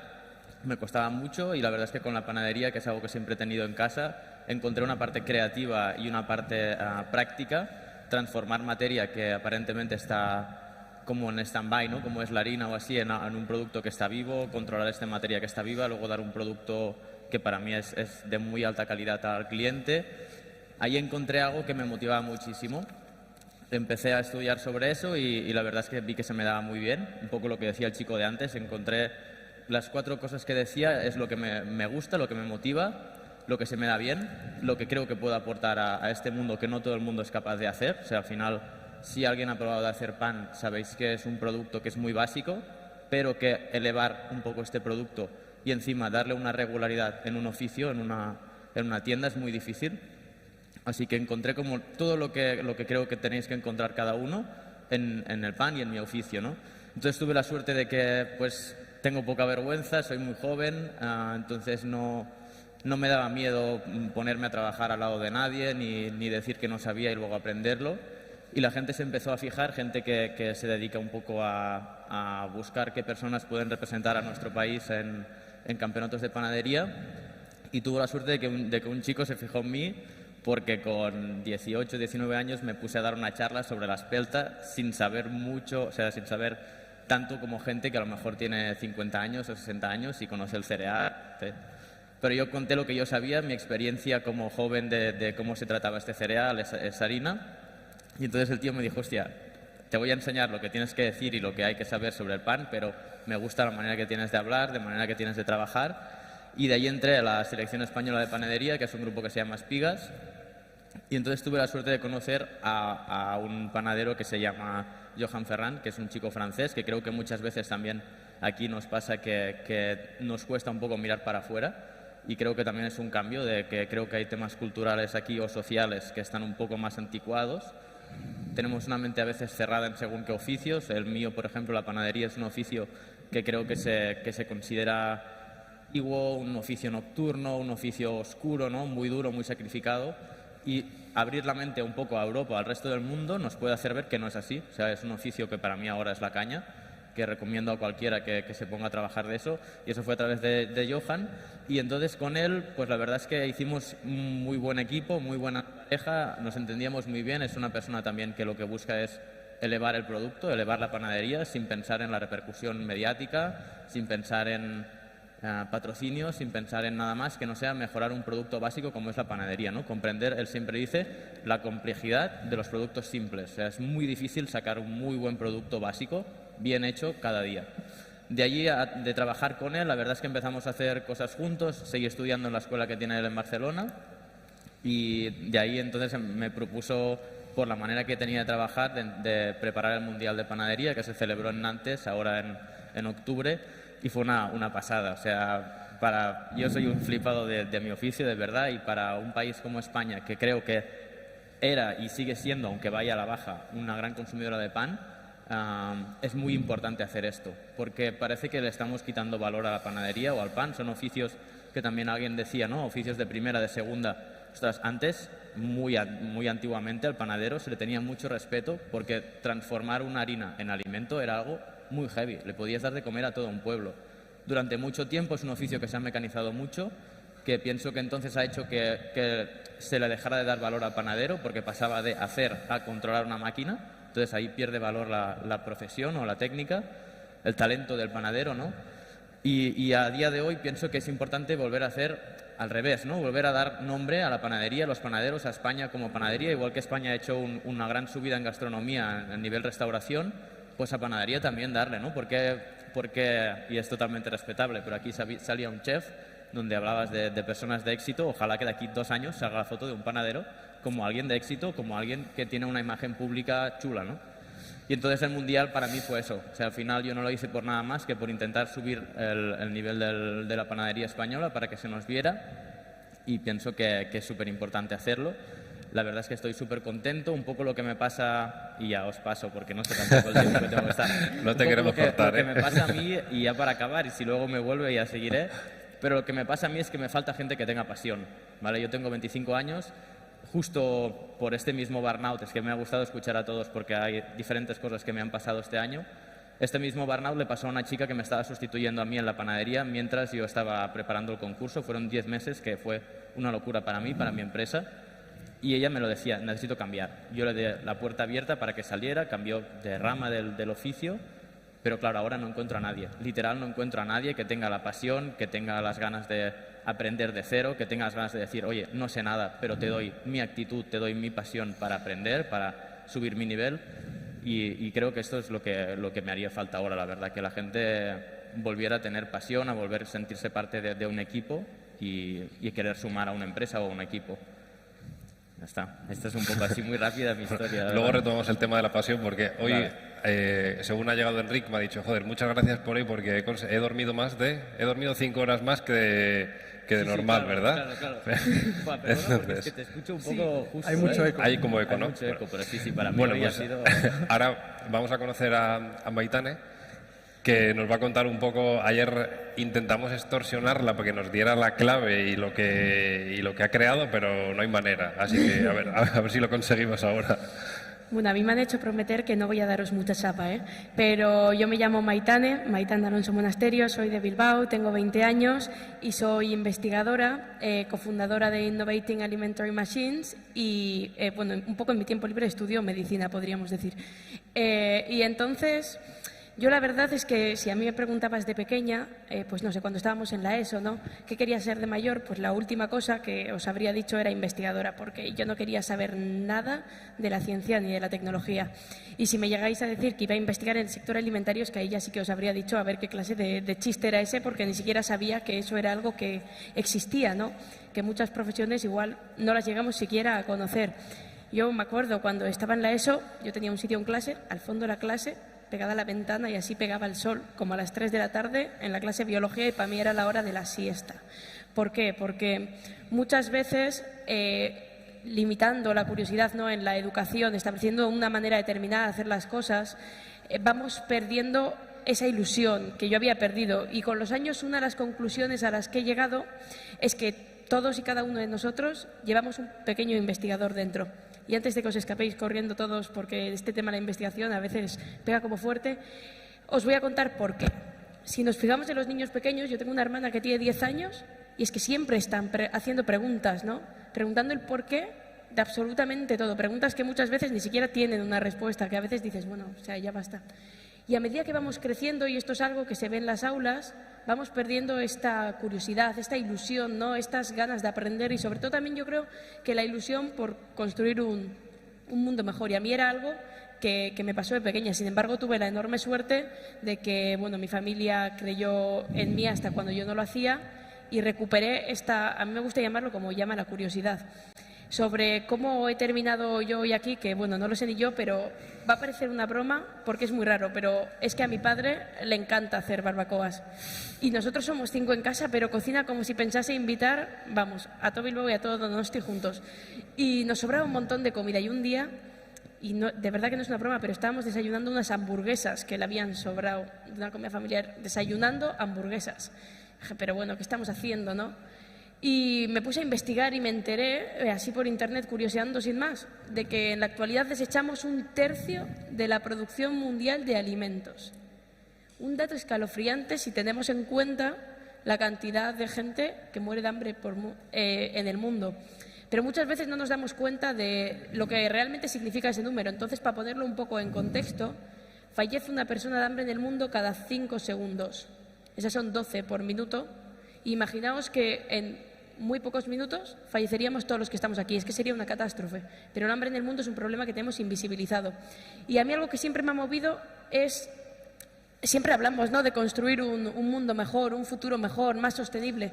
Pero ¿cómo pretendemos hacer eso si no cambiamos nuestra manera de hacer las cosas, ¿no? Si ya lo decía Einstein, que no esperes respuestas diferentes si siempre haces las mismas preguntas. Si siempre estás haciendo lo mismo, ¿cómo va a haber una conclusión diferente? Entonces, bueno, yo inventé un nuevo método de conservación de alimentos que hacía que la comida durase más tiempo, de una manera más sostenible, más rápida, también era más económico, y comencé a divulgar el proyecto en sitios súper aleatorios. O sea, por ejemplo, llegué a contarlo en el hogar del jubilado. ¿Por qué? Porque siempre se dice que la gente no tiene interés por la ciencia, por la investigación, sobre todo la gente mayor y la gente pequeña. Esas sí que seguro siempre estamos convencidos de que no quieren saber. Pero no es que no quieran saber, sino que no se lo acercamos. Hasta que no llega una situación tan horrible como esta pandemia, no hemos sabido absolutamente nada ni de lo que podía llegar a pasar en un laboratorio, ¿no? Entonces me parecía muy importante no olvidar que investigar no es más que tratar de dar soluciones a los problemas que tenemos en nuestro día a día. Investigar es hacer preguntas, y se investiga por y para el conjunto de la sociedad. Entonces, presentando el proyecto, comenzó a participar en diferentes concursos científicos que me llevaron a la final del Campeonato del Mundo de Ciencia y Tecnología, que se llama IntelliCEF, y se celebró en Phoenix, en Estados Unidos, donde el proyecto hizo segundo del mundo, y por ese premio el MIT le va a poner mi nombre a un asteroide, que yo al principio pensaba que era una broma y me reí de ellos en su cara, pero bueno, eso es una historia aparte. Y entonces, a partir de eso, comenzó a tener apoyos el proyecto. ¿Qué hay detrás de un proyecto? Detrás de un proyecto hay pasión, hay ilusión. Para mí hay 3 cosas. Por un lado está la pasión. Por otro lado está la constancia. En los días malos hay que seguir trabajando. Pasa que vivimos en un mundo un poco Mr. Wonderful, podríamos decir, ¿no? Que se dice, cuando las cosas salen bien se aprende, y cuando las cosas salen bien, bien, y cuando salen mal se aprende. Pero qué poco nos gusta aprender, ¿no?, cuando las cosas salen mal. A mí me parece muy importante que darnos cuenta, ¿no?, y sobre todo también dar la cara, que es muy fácil decir que las cosas salen mal, pero muy pocas veces damos la cara y decimos, a mí me ha salido mal. Y ese día pues me le pasé llorando y gritando, pero al día siguiente me levanté. ¿Y por qué me levanté? A mí lo que me mueve es no olvidar por qué empezaste. Yo recuerdo que cuando empecé mi objetivo era, aparte de dejar de comer las hamburguesas de mi padre, pero eso ya es tema personal, ¿no? Lograr ayudar al menos una única persona. Y fue un poco con ese objetivo con el que decidí cofundar junto con mi familia mi primera empresa, Innovating Alimentary Machines, porque cuántas veces tenemos una idea que pues tú crees que puede tener un impacto positivo en la sociedad, ¿no? Pero siempre nos decimos, es que seguro que no funciona, es que seguro que ya lo está haciendo otra persona, no alguien con un garaje en Estados Unidos. Es que ¿cómo lo voy a poder hacer yo si no estoy ni formado ni capacitado para eso? Que yo cuando comencé con el proyecto tenía 15 años, esto han sido 5 años, que parece poco tiempo, pero es que para mí es un cuarto de mi vida. Yo realmente no me acuerdo cuando no estaba dedicándome a esto. Y cuando eso no sabía siquiera enchufar el cable de la máquina. Y cuando enchufé la primera máquina, no funcionaba. Me refiero, ¿cómo iba a funcionar? Si era un cacho, una persiana rota, unas cajas de plástico, un ventilador que le quita el ordenador de mi padre y todavía no se ha enterado. Se habla de que, dices, inventé un nuevo método de conservación de alimentos. No, totalmente mentira. O sea, inventé 20 y no funcionaba ninguno. Pero finalmente, como soy un poco cabezota y decidí seguir durante años, hubo uno que de repente funcionó. Entonces, lo que estábamos comentando, ¿no? De cuando tú tienes una idea que crees que puede tener un impacto positivo en la sociedad, la verdadera pregunta es que debería ser, ¿cómo vamos a dejarla guardada en un cajón, no? Y bueno, ya no os doy más la chapa. Bueno, y ahora un ámbito... ¿Se me escucha? Sí. Sí. En un ámbito totalmente distinto. Nosotros somos Julio y Belén y a día de hoy somos filmmakers y creadores de contenido. Pero me tengo que remontar al 2017, cuando empezó nuestro proyecto de viajes de Welcome to el Mundo.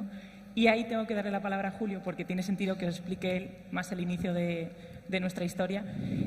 Os va a contar él su versión y luego os cuento yo mi lado, porque así podéis ver también que un mismo proyecto puede llevar ritmos diferentes y caminos distintos, como, siendo pareja, o sea que estábamos todo el día juntos. Bueno, empezar por decir que nosotros no nos han dado un premio por ser los mejores de nada ni hemos inventado nada. O sea, lo único que hicimos fue quizás darnos cuenta de hacia dónde iba nuestra vida, no era el camino realmente que nos gustaba, aunque era el que la sociedad premiaba, y salirnos en algún momento. Entonces, bueno, para que tengáis un poquito de contexto, yo desde niño siempre he sido como muy creativo, me gustaba dibujar, escribir, era lo que a mí me movía, no el colegio. Pero claro, cuando tú dices de niño, te preguntan, ¿tú qué quieres ser de mayor? Y dices pintor, te dicen no, porque te vas a morir de hambre. Pero dicen, tú arquitecto, que también es de pintar, y dices, bueno, venga, por arquitecto, si eso la gente me lo premia. Entonces, bueno, pues sigue ese camino, la nota no me daba para arquitectura, por supuesto, porque era malísimo, y acabé estudiando negocio y tal, ADE, y bueno, fui por ese camino, ¿no?, de consultoría, como estaba antes el compañero de Hayes, me metí en el mundo oscuro.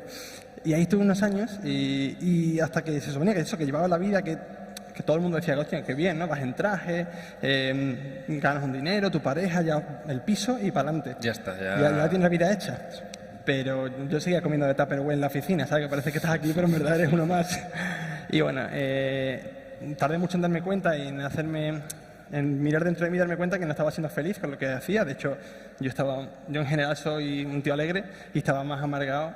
Era un tío gris en aquella época. Y gracias a Belén y a ciertos amigos que me apoyaron y tal, me dijeron, tío, déjalo y dedícate a lo que te guste. Lo que a mí me gustaba era viajar, igual que ella, porque era básicamente la pasión que donde nos conocimos, lo que nos unió. Y entonces, pues, básicamente a partir de ahí dejé el trabajo, compramos una cámara baratita y queremos un canal de viajes y empezamos a viajar. Bueno, en este caso primero me fui yo solo porque ella seguía trabajando y estuve 3 meses y pico por India, más cliché, ¿no? Deja el trabajo y te vas a India, encontrarte a ti mismo. Pero sí es verdad, fue una cosa, fue guay y ahí empezó ese proyecto a despegar.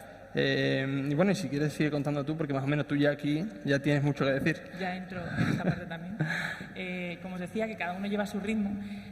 Julio en ese momento tomó la decisión de empezar desde cero y se lanzó a la piscina, por decirlo de alguna manera, con un proyecto en el que confiábamos los dos, pero en el cual a lo mejor yo me sentía todavía que yo necesitaba mi tiempo y yo me tenía que tomar todo con más calma y a mi ritmo. Entonces yo estaba trabajando en una gran empresa con un sueldo buenísimo para la que tenía, un puesto súper estable, vamos, de lo que cualquier madre y padre estaría orgulloso, abuela y amigos, y todo el mundo envidia.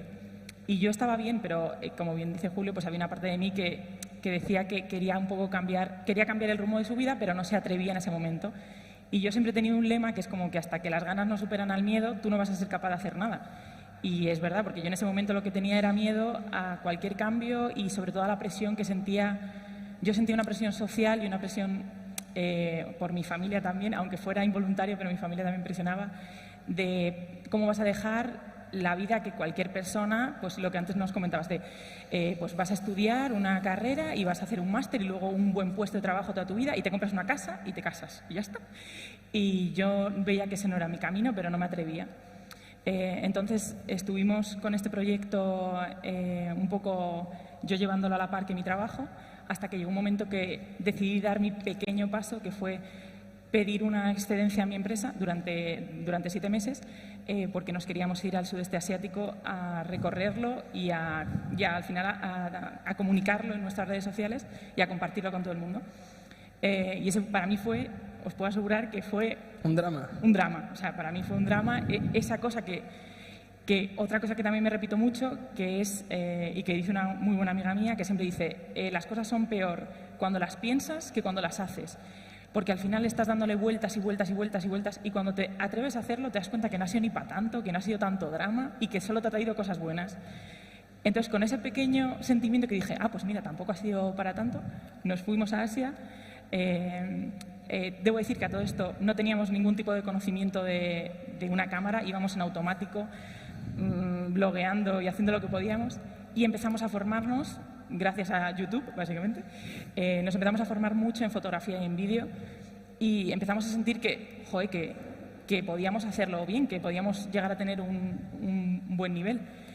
Y fue ahí justo a la vuelta, casi al final, cuando sentíamos que teníamos la posibilidad incluso de colaborar con ciertas empresas para ofrecerles nuestros servicios de videógrafos y de fotógrafos y empezar a soltarnos un poco en ese ámbito. Y ahí fue justo cuando regresamos a España. Ahí fue un momento también de un milestone, un punto de inflexión, porque claro, nuestra idea era vamos a hacer vídeos de YouTube, a enseñar el mundo y tal, como por ejemplo gente como Enrique Alex, que eran referentes en este sector, y era un poco seguir ese camino. Pero de pronto nos damos cuenta que requiere mucho esfuerzo, mucho tiempo y no está dando dinero a corto plazo, porque mucha gente incluso, aunque nuestra gana no era por ganar dinero, sino por compartir el mundo, que es lo que nos gusta a nosotros, pero tío, vuelves a España de nuevo, se te acaba el chollo, llevas 2 años sin trabajar en la oficina. A ver de qué vives. Y a ver de qué vives, ¿no? Claro, tienes que vivir de algo. Encima has arrastrado a otra persona contigo al agujero del que todo el mundo te dice, ahora cómo consigues trabajo, ahora qué vas a hacer luego. Entonces empezamos a darle vuelta a la cabeza y dijimos, ok, vamos a seguir con esto de Welcome to el Mundo, pero hay que hacer pasta rápido, hay que yo no voy a volver a una empresa, no voy a volver a ponerme una corbata. Entonces, como habíamos colaborado con hoteles y tal y marcas por ahí, dijimos, si hay gente que está dispuesta en Asia a alojarnos gratis a cambio de contenido, puede que en España haya gente que esté dispuesta a pagarnos por este contenido a nivel profesional. Y fue cuando empezamos a crear la productora audiovisual de Welcome Visual Studio y poco a poco empezó a tomar fuerza y bueno, empezamos a poner ahí todas nuestras ganas, toda la leña. Y fue, sin embargo, gracias a la pandemia, antes no sé si era Pablo quien que lo comentaba, la pandemia fue un punto de inflexión y para las empresas, bueno, y este hombre de Hayes también, o sales para arriba o sales para abajo. A nosotros nos ayudó en concreto mucho a levantar la productora, porque la parte de viajes, como Enrique, Alex y otros habrán notado, bajó. La gente no quería saber nada de viajes. Era casi tóxico ver cosas de viajes porque no podías viajar. Entonces ahí fue un buen momento para ponerlo todo en la productora y bueno, salimos súper reforzados y a día de hoy, de hecho ella ya... Claro.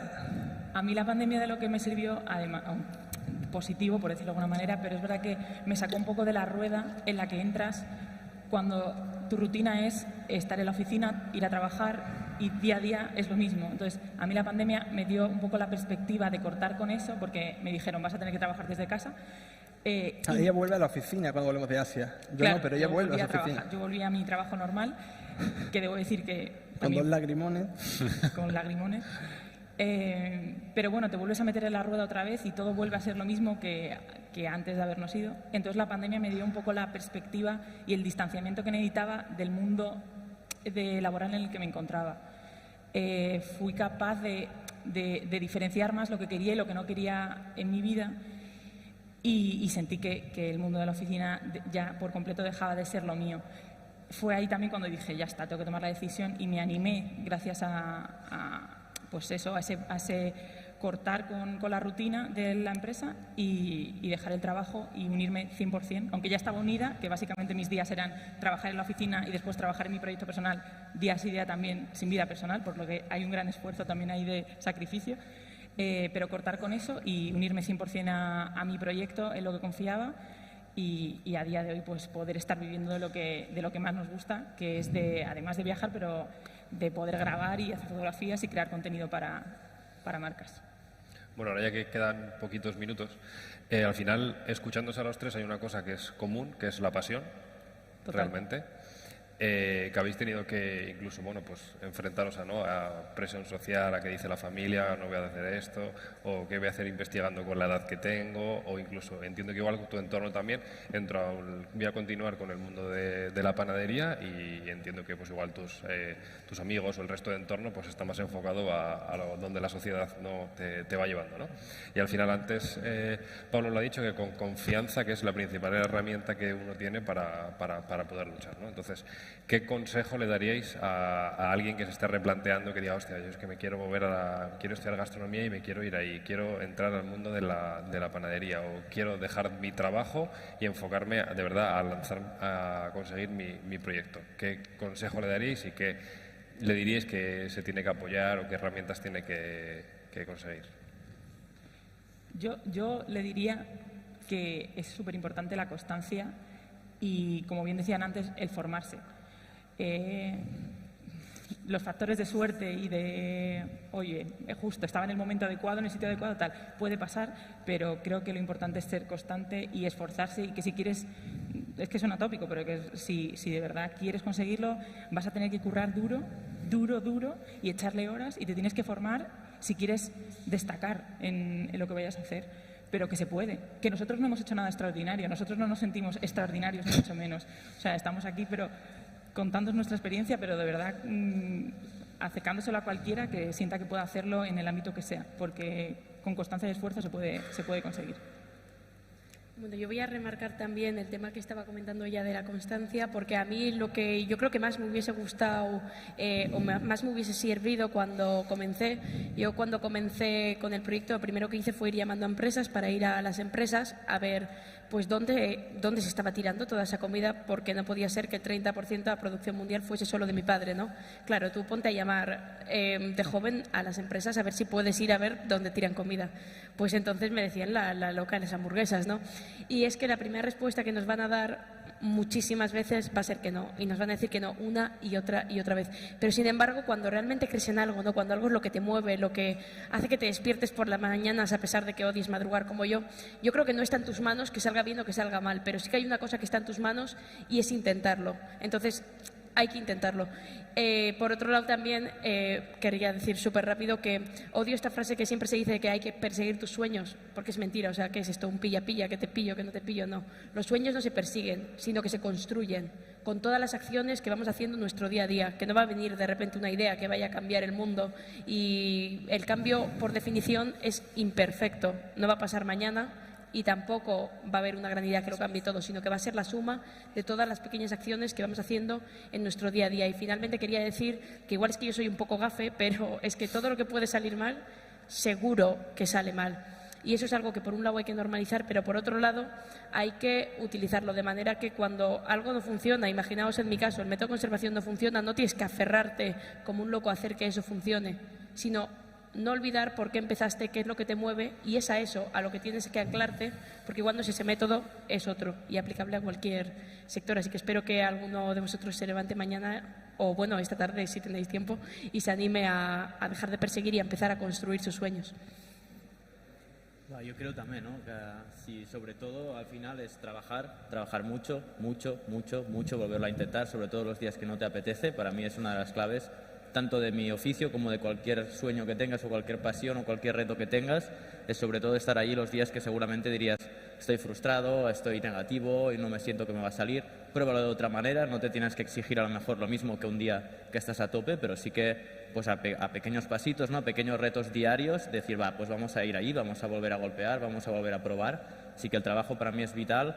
Y la otra parte, cuando quieres probar o hacer un cambio, ¿no? O cuando quieras, si alguien está interesado en probar un oficio nuevo, una nueva profesión, pienso que también hay dos cosas. Una muy importante es no pasar de manera superficial, sino ser valiente a profundizar en eso, ¿no? Que no te dé miedo a preguntar, a investigar, a probar cosas, a dejarte realmente llevar sin idealizar como tú crees que será eso, ¿no? Sin idealizar lo que te han dicho o poner la opinión de otros en tu propia cabeza y que esa pase a ser tu opinión, sino déjate llevar, déjate sorprender un poco por lo que pueda pasar sin tener prejuicios, de decir, ostras, esto me han dicho que es un trabajo muy duro. No, tranquilo, tú ven un día a trabajar conmigo y entonces saca tu conclusión de allí, saca tu conclusión de si es un oficio que te gusta, si es un proyecto que te motiva. Así que trabajar mucho y un poco quitarse tabús y límites mentales que puedas tener y vivir tú tu experiencia con ese proyecto, ese oficio, esa persona o lo que sea, ¿no? Eso es un poco mis dos consejos. Bueno, pues nada, chicos, millones de gracias. Y nada, vamos a dar paso al siguiente ponente ya, ¿vale? Gracias. Nada, a vosotros.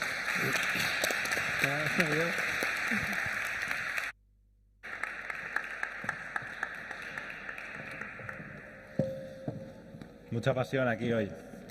Bueno, pues ahora me toca a mí y yo os confieso que venía con una cosa preparada para hablar, pero estáis tan callados hoy que me gustaría que por lo menos haceros alguna pregunta y hablaros en lo concreto de lo que para mí es estar dirigido o movido por la pasión y desmitificar un poco mi trabajo, ¿no? Yo soy al final youtuber, influencer, lo que sea. Yo venía de una vida en la que me sentía un poco atrapado. Este burnout del que hablábamos antes, yo era el ejemplo perfecto. Al principio estaba motivadísimo, iba a trabajar, era mi proyecto, era mi empresa, que me quería comer el mundo, y llegó un punto en el que llegué a currar y yo o trabajaba por el dinero o porque ya estaba en ello, ¿no? Y era imposible para mí salir de ese círculo, lloraba, horrible.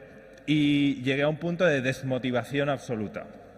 Y mi forma de encontrar este escape fue los viajes, ¿no? Yo llevaba cuatro años a distancia con mi chico, él vivía en Londres, yo vivía en Madrid. Era toda una mezcla de... Esto es un poco el resumen de lo que os voy a contar ahora. Era una mezcla de situaciones que para mí explotaron a la vez. Y os quiero hacer una pregunta. Seguro que todos habéis visto alguna vez en YouTube o en Instagram a alguien o a mí que nos dedicamos a esto, a viajar, a grabar, y parece que nos han puesto con una grúa en una playa maravillosa y ahí estamos viviendo con el dinero de otra persona, ¿no? ¿Cuántos de vosotros habéis pensado alguna vez, buah, me encantaría dejarlo todo, ponerme a viajar y a tomar por culo? Algunos seguro, va. Y ahora mi pregunta es, ¿qué os ha frenado para plantearos tomar ese paso? El dinero, ¿vale? ¿El dinero? ¿Algo más? El miedo, vale. Bueno, a mí me paralizaba el miedo y yo tenía una empresa, llevaba 7 años trabajando en mi propia empresa y sentía que si mandaba esto a freír espárragos, pues me iba a cargar todo por lo que llevaba luchando, ¿no? Y hablé con una persona, una amiga de mi madre, que ella también había tenido y cerrado una empresa, y me dijo una frase que es tontísima, pero a mí me abrió los ojos y fue: la vida son etapas y de cada etapa se aprende una cosa, ¿no?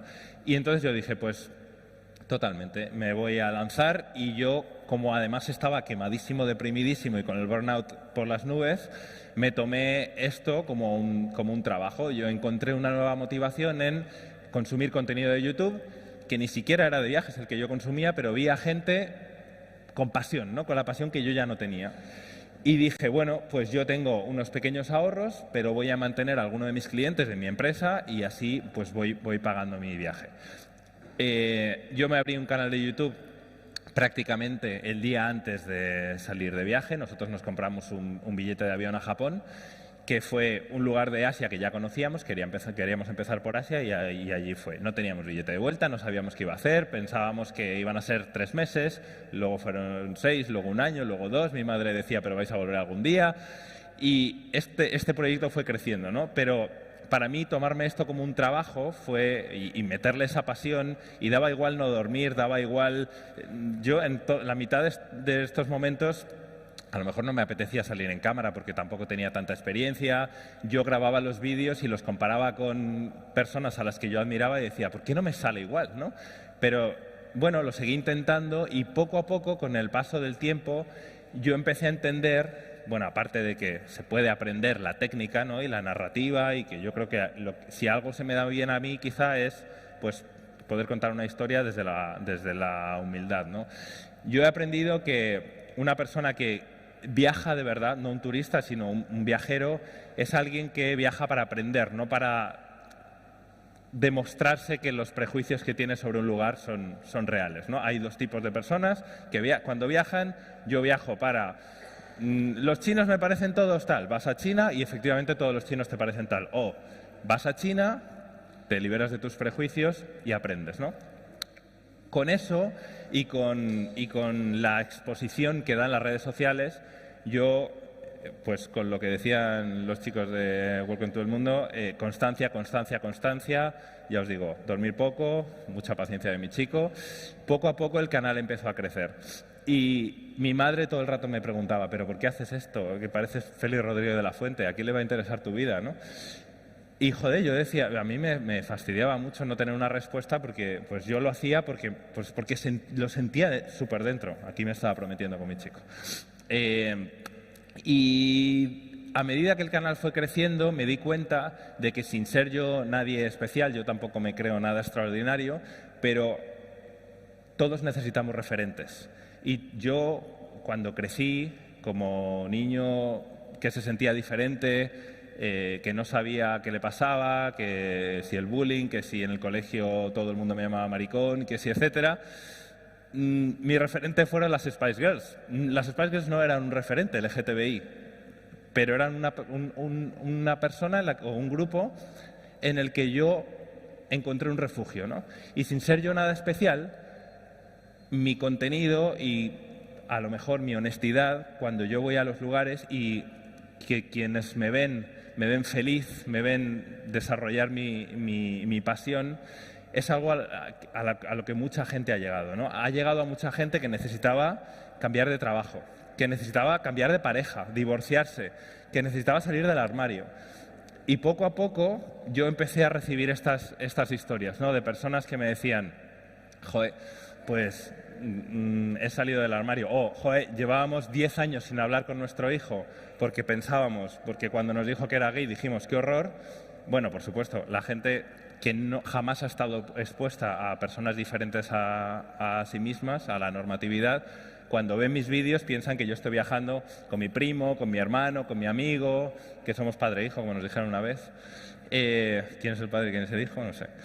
Entonces, joder, a mí me empezaban a llegar estas historias y digo, yo no me creo nada especial, pero tiene un valor lo que estoy haciendo porque hay personas que han creado una empatía conmigo, ¿no? Para mí el culmen de esto ocurrió cuando yo estaba en México y hice un encuentro con seguidores. Los mexicanos, de lo que son fans, son muy fans, ¿no?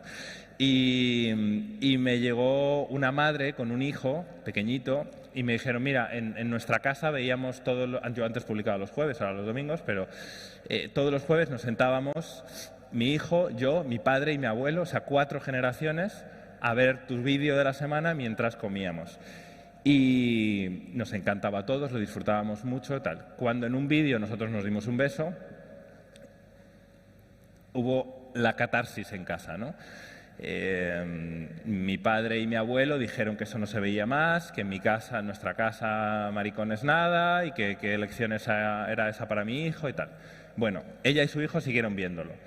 Y poco a poco, el padre y el abuelo, poco a poco se fueron incorporando otra vez porque debe ser que les gustaban los vídeos, ¿no? Y entonces la señora me dijo, bueno, aquí estoy yo con mi hijo que he venido desde el otro lado del país y allí te están esperando mi padre y mi abuelo. El abuelo es un señor pues, que debía tener más de 90 años. Se acercó y me dijo, te quiero pedir perdón porque toda la vida he estado odiando a las personas como tú sin saber lo que son y gracias a tu trabajo he entendido que hay muchas cosas que aprendemos, bueno, pues aprendemos a odiar a personas que son diferentes a nosotros basado en nada, ¿no? A partir de ahí yo dije, ok, mi propósito en este mundo es intentar, a través de los vídeos, aportar algo al mundo. Y yo siempre digo que mis vídeos, yo tengo muchos principios y siempre han guiado mi trabajo, la sostenibilidad, la diversidad, la inclusión, pero yo no hago vídeos sobre turismo LGTBI, sobre cómo ser vegano en México, porque como dicen los políticos, ahí solo llegaría a la parroquia, ¿no? Solo llegaría a las personas que ya piensan como yo. Un vídeo de turismo LGTBI lo van a consumir personas LGTBI o personas que están acostumbradas a estar rodeadas de personas de diferentes identidades. En vez de eso, lo que yo hice fue, al principio inconscientemente, ahora totalmente conscientemente, desarrollar mi historia y contar. Al principio pues no tenía ni idea, yo cogía la cámara y como podía lo contaba. Desarrollé un poco lo que para mí era: salgo de viaje, le voy a decir que sí a todo, voy a intentar ser feliz y este es mi único objetivo, ¿no? Y al final se ha convertido en una herramienta de cambio para algunas personas, pero para mí también en una herramienta para transmitir todos los valores en los que yo creo. Para mí esta es la pasión que me mueve por dentro, creo que es algo que podemos tener en común todos los que estamos aquí. ¿Qué tal voy de tiempo? Bien, vale. No sé si alguien quiere, hasta este punto, si queréis hacer alguna pregunta.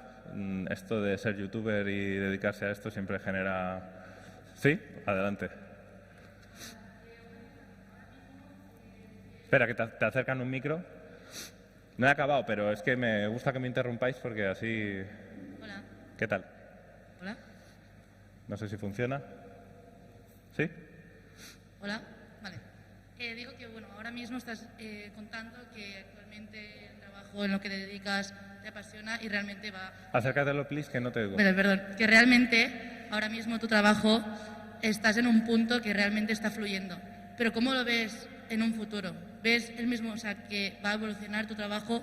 ¿Vas a seguir con el mismo trabajo? ¿O como dentro de ti tienes la necesidad diariamente de intentar hacer cosas nuevas? Me voy a acercar. Perdón, ¿eh? No, es el micro, perdona. Que digo, si interiormente tienes la necesidad de que tienes que innovar en tus vídeos, en tu trabajo, en tu contenido, vale, para seguir trabajando de lo mismo e intentar, pues por ejemplo, atraer a tu público. Vale. Nos pasa a todos los jóvenes, yo creo que cuando entramos en un sector tenemos a tope el síndrome del impostor. Y es, yo tengo estos referentes, a mí me mola mucho lo que hace este y este y este, pero yo llego aquí y yo no soy esa persona, yo soy nuevo aquí, no tengo ninguna autoridad para hacer nada y tal. Eso lo tenemos todos los creadores, seguro que muchas otras profesiones también, pero yo puedo hablar por mi gremio. Todos los creadores tenemos este sentimiento y siempre está la sensación de no eres suficiente, no estás subiendo suficiente contenido. Ese es el motivo por el que yo no consumo contenido de viajes, porque me estreso, porque digo, cuando estoy en mi casa tengo un minuto para mí, si me pongo un vídeo de viajes digo, hostia, debería estar ahí haciendo ese vídeo, ¿no? Siempre va a estar esta sensación, sobre todo cuando trabajamos en casa, que es por lo que antes intervenía yo también, de que el tiempo libre es tiempo laboral no aprovechado. Pero creo que uno tiene que escucharse de verdad, ¿no? Y cuando... Yo tengo momentos en los que no me siento con energías de viajar ahora mismo. Yo estuve 3 años dando la vuelta al mundo, 906 días, como se veía en el tatuaje este que tengo aquí, y en ese momento tenía energía. Cuando dejé de tenerla, se acabó. Ahora, pues de repente este año me he ido 3 meses a que si Venezuela, México, Galápagos, no sé qué, y me sentía con la energía, pero hay momentos en los que no. Estoy aprendiendo todavía, llevo 5 años, más de 5 años dedicándome a este trabajo, a utilizar la energía cuando la tengo y cuando no la tengo, utilizar para recargar, para entender qué quiero hacer, porque si no siento que voy como un burro con esto, ¿no? Y que al final no afino el tiro. Para mí, tenemos los jóvenes hoy en día tenemos, bueno, ya no soy tan joven, ya tengo 34, pero tenemos muchísimas oportunidades a nuestro alcance. Y es un tema también de no guiarnos por el FOMO, el Fear of Missing Out, ¿no? Tú ves a todo el mundo hacer de todo en Internet y es muy injusto compararte con la proyección de una persona. Incluso yo le digo siempre a la gente, tú a mí me ves de viaje, pero no compares tu día o lo peor de tu día con el highlight de mi semana, ¿no? No tiene sentido eso, porque es injusto, no te va a llevar a nada. Entonces yo intento aplicarme esto también a mí. Creo que tenemos muchas oportunidades, pero también que tenemos que ser realistas, tenemos que ser buenos con nosotros mismos y valorar nuestra estabilidad. Y yo ahí, esto es una cosa que me cuesta, llevo, ya te digo, 5 años en esto, pero bueno, tengo mis altos y mis bajos, ¿no? Vale. Si queréis seguimos con preguntas, porque... ¿Se anima alguien más? Si no, yo sigo hablando, ¿eh? Vale. Bueno, para mí es importantísimo ser constante y sobre todo ser coherente. Yo, como os digo, hablo de sostenibilidad y esto es una cosa que todo el mundo habla de sostenibilidad ahora. Es muy fácil, todos sabemos que el mundo está hecho un desastre, que nos vamos a tomar por saco, todos sabemos las cosas que habría que hacer o más o menos que no habría que hacer, pero son como grandes datos macroeconómicos, macro desastrosos, pero en el día a día es muy incómodo plantearse, ok, ¿qué puedo hacer yo de verdad, ¿no? Es muy fácil culpar a los políticos, al sistema, a la industria, que también todos somos la pieza de puzzle aquí, ¿no? En mi caso, yo intento hablar mucho del turismo responsable desde el ir a Tailandia y no subirte a un elefante para hacerte la foto, porque es, bueno, pues para mí también como creador sería facilísimo, ¿no? Hacer un vídeo, subir a un elefante y tal, pero yo tengo unos principios que intento, por los que me guío siempre. Hay muchos destinos, yo tengo por ejemplo la línea roja de no voy a destinos que tengan leyes anti personas LGTBI o que persigan a personas por ser quienes son, ya sean minorías raciales, minorías étnicas, tal. Ningún país es perfecto, pero hay muchos lugares para visitar y yo con la ventana de exposición tan grande que tengo ahora mismo, pues me parece más importante guiarme por mis principios y por lo que creo. Por supuesto, pues, ¿qué os voy a decir? Emiratos Árabes tiene mucha pasta, que me la ha puesto en la mesa. Venga, ven aquí, vamos a hacer como... Y para mí eso no tiene sentido, ¿no? Y creo que también cuando los creadores y vosotros, los que vayáis a ser cocineros, los que vayáis a ser empresarios, lo más importante es construir una relación de confianza con quien va a ser tu consumidor o tu cliente. Porque si no, al final... somos una marca y no hay nada detrás, ¿no? Para mí, el valor de la marca Enrique Alex, si es que lo es que yo soy una persona que intento ser la misma persona que cuando empecé, ahora sé más cosas, quizá ahora estoy más resabiado con algunas otras cosas, o digo, qué pereza ir a este sitio porque ya he visto otro más bonito, ¿no? Pero yo voy a los sitios a aprender, incluso cuando creo que ya los voy a conocer, ¿no? Y con el tema de la sostenibilidad, creo que cada vez que alguien vayáis a decir la palabra sostenibilidad o vayáis a decir, es que no sé qué, o es que no se hacen suficientes cosas, por favor pensad en lo que coméis, pensad en lo que consumís, pensad en si realmente hay cosas que hacemos que de verdad las tenemos que hacer o que no. Bueno, son gestos muy pequeños, pero creo que todos tenemos que ser consecuentes en general con los valores que tenemos, ¿no? Lo mismo con... ahora hay más sensibilidades sobre el feminismo, la diversidad sexual, la diversidad, la inclusión, tal. Intentemos, cuando vemos cosas a nuestro alrededor en las que esto no es, bueno, que colisionan un poco con nuestra manera de ver las cosas, confrontemos. No para generar una discusión, sino para que de ese debate no se convence a nadie diciéndole, pues yo pienso así y así es como son las cosas, ¿no? Y eso es un poco la forma con la que yo intento enfocar mi contenido. Yo voy a los sitios y con la excusa de estoy aquí en Venezuela, voy a aprovechar y te voy a hablar de diversidad, voy a aprovechar, porque así poquito a poco y haciendo un poquito de empatía con quien estás hablando, creo que es como más se llega a las personas, más que con gritos y con alaridos, que es como estamos últimamente en España, por desgracia. Bueno, que se me acaba el tiempo, preguntadme lo que queráis, menos cuánto se gana en YouTube, que ya os digo que se gana horrible. Estoy seguro, siempre hay preguntas. Animaos. ¿No? Venga. Sí. Pues es curioso. Yo, si no hubiese sido por por este burnout, seguramente yo seguiría medio deprimido en lo que tú decías, ¿no? El camino que sentimos que está marcado de estudias una carrera, tienes un trabajo, te compras una casa, te compras un coche, te casas, tienes hijos y se acabó, ¿no? Ese modelo es perfectamente válido para muchas personas. Para algunos no lo es, igual que para unas personas ser funcionario y para otras ser autónomo y para otras. Pero sí que creo que cuando uno tiene, un poco por eso empezaba la charla así, o sea, seguir la pasión, seguramente al contrario de lo que nos dirían nuestras abuelas o nuestras madres, que siempre se quieren aferrar a que las cosas nos vayan bien, ¿no? Pero estables. Yo creo que cuando uno siente una pasión por dentro hay que seguirla de verdad y en el peor de los casos, si las cosas salen mal, hemos aprendido por el camino. Para mí no hay mejor máster y más barato que lanzarse en una aventura y equivocarse. Porque aprendes las cosas buenas, pero también las cosas malas para no volver a repetirlas. Cuando uno estudia, bueno, pues sabes las cosas que tienes que hacer, pero como tú dices, y estoy de acuerdo totalmente, todo lo que puede salir mal, en algún momento seguramente salga mal. Y no es cuestión de decir, joder, qué mal me ha salido. No, ok, voy a estar preparado para esto y cuando ocurra voy a sacar una buena lección, ¿no? Básicamente todo se puede resolver, salvo morirse.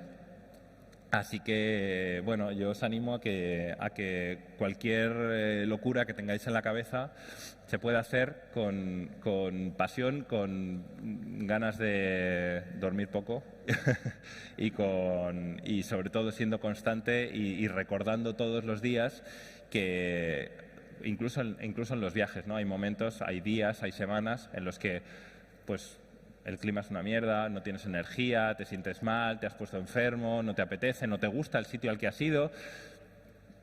Pero para mí, mirad, la última anécdota. A mí me pasó que yo empecé mi viaje e íbamos ahora a Japón, ahora a Tailandia, ahora a Filipinas, ahora a Hong Kong, ahora no sé qué. Y nos acostumbramos tan rápido a las cosas, las personas, que enseguida pierdes la perspectiva, ¿no? Y a mí me pasó volando el dron. En una isla, imaginaos, la típica isla de arena de Filipinas, que es una línea de arena rodeada de mar turquesa y nada, absolutamente nada alrededor, ¿no?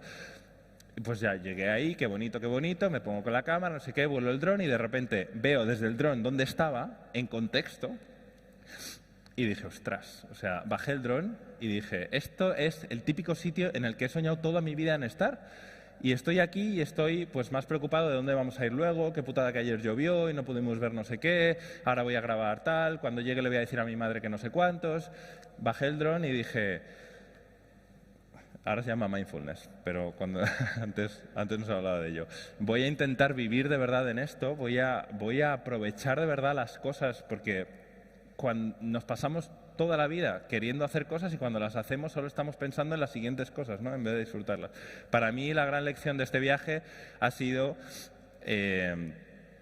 a disfrutar del momento, a disfrutar de lo que tienes, de las pequeñas cosas, de no estar esperando siempre más. Está bien ser una persona, yo soy una persona muy ambiciosa, pero también disfrutemos de las cosas que ya tenemos, ¿no? Yo hablo muchísimo, soy youtuber, ¿qué le voy a hacer? Pero nada, si no hay más preguntas, me bajo. ¿Sí? Venga, una pregunta.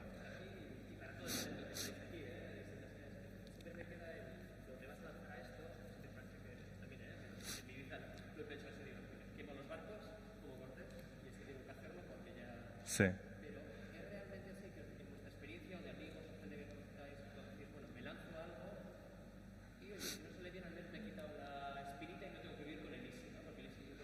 Sí, mejor arrepentirse de algo que has hecho que de que no has hecho, sí.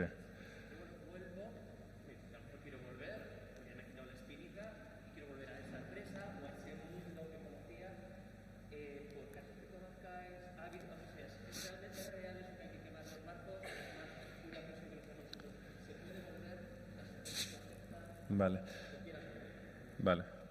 Bueno, en mi caso yo venía de un burnout, entonces necesitaba quemar esos barcos, o sea, necesitaba realmente dar un paso atrás, empezar de cero y decir, he aprendido de todo esto, me ha ido bien, me ha dado dinero. Yo paré todo esto en el mejor momento de mi empresa, cuando más dinero daba, cuando más clientes teníamos, y yo era una persona que a lo mejor quería pues tener la macroagencia de diseño y de publicidad y tenía y luego descubrí que en realidad no quería hacer eso.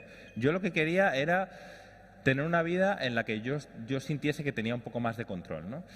Y en mi caso, pues, que es muy parecido al tuyo, yo me vi atrapado en una cosa que sentía que durante mucho tiempo yo había estado obcecado con ella y de repente un día dije, es que yo esto no quiero.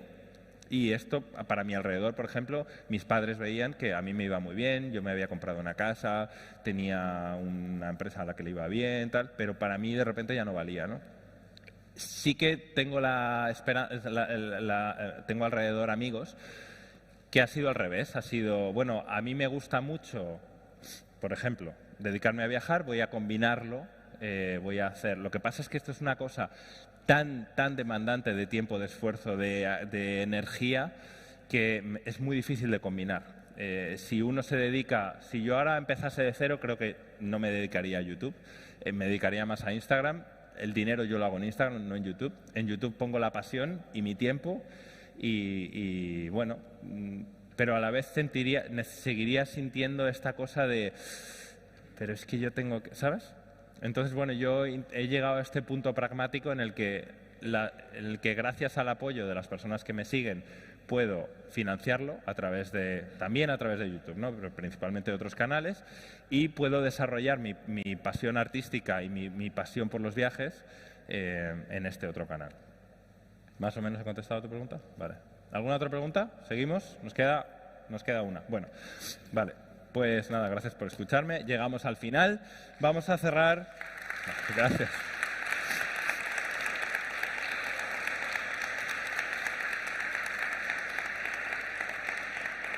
Muchas gracias. Perdonadme por el catarro, que he pasado una faringitis terrible.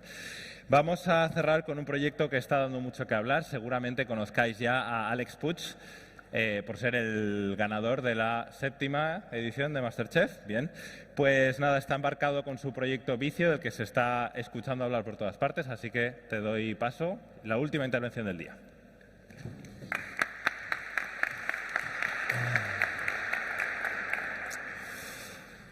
Bueno, buenos días a todo el mundo. Muchas gracias por invitarme aquí, sobre todo Leire, por las prisas, por llegar un pelín tarde.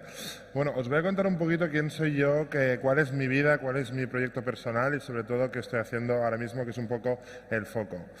Vamos a hablar primero de quién es Aleix, ¿vale? Yo soy una persona nacida en Manresa, cerca de Barcelona, 29 años ahora mismo, y me voy a remontar más o menos cuando tenía 22, 23 años, que es cuando me fui a trabajar con mi madre. Imaginaros una familia catalana, ¿no? Donde pues teníamos pescaderías, y ahí yo decidí dejar de estudiar y ponerme a trabajar con ellos, porque no había nada en la vida que me motivara más que emprender un proyecto, que es una cosa que siempre yo he querido hacer desde que soy pequeño, ¿no? Pero al final la escuela, ¿no? Diferentes pues, categorías o diferentes estudios no me tiraban a querer encontrar una vía para eso. Entonces, ¿qué pasó?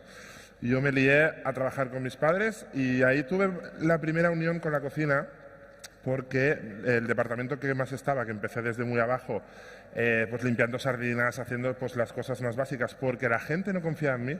Había, pues, no sé si lo sabéis, pero cuando vas a una pesquería y es de toda la vida y sobre todo pues las clientas confían con tu madre, lo que me estaba pasando a mí es que pues la gente me decía, no me atiendas, me voy a esperar a que tu madre venga, ¿no? Entonces pues me tocan las cosas más pequeñitas.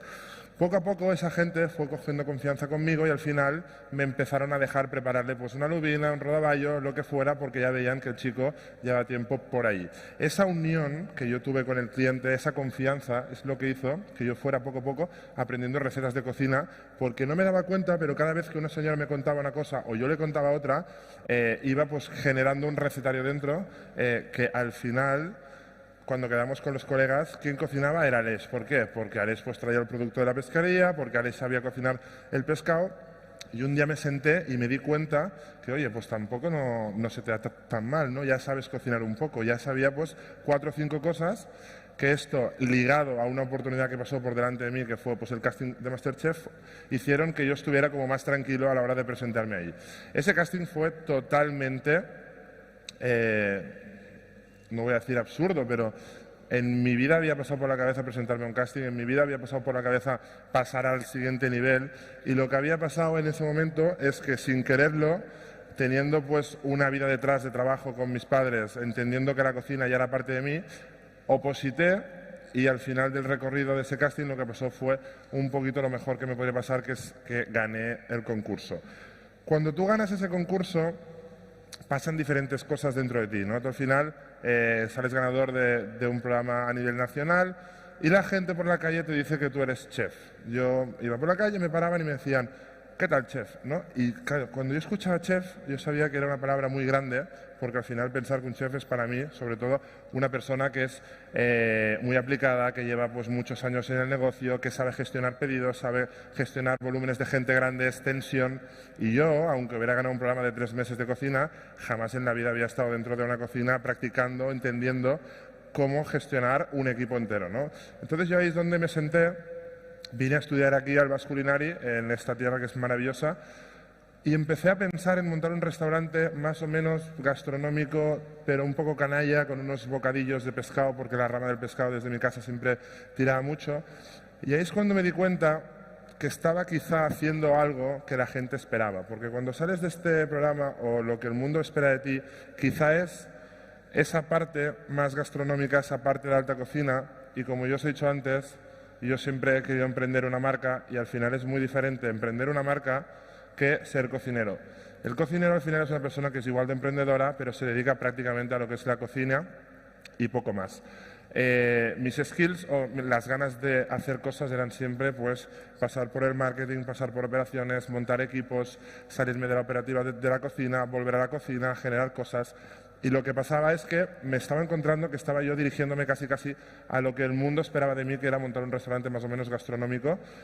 Y ahí es donde yo empecé a encontrarme mal, estaba perdido, no sabía lo que estaba haciendo. Y cuando justo iba a lanzar un pequeño proyecto así de cocina gastronómica, llega la pandemia. Para mí la pandemia fue la salvación a un poquito lo que estoy haciendo, porque lo que me dio fue tiempo.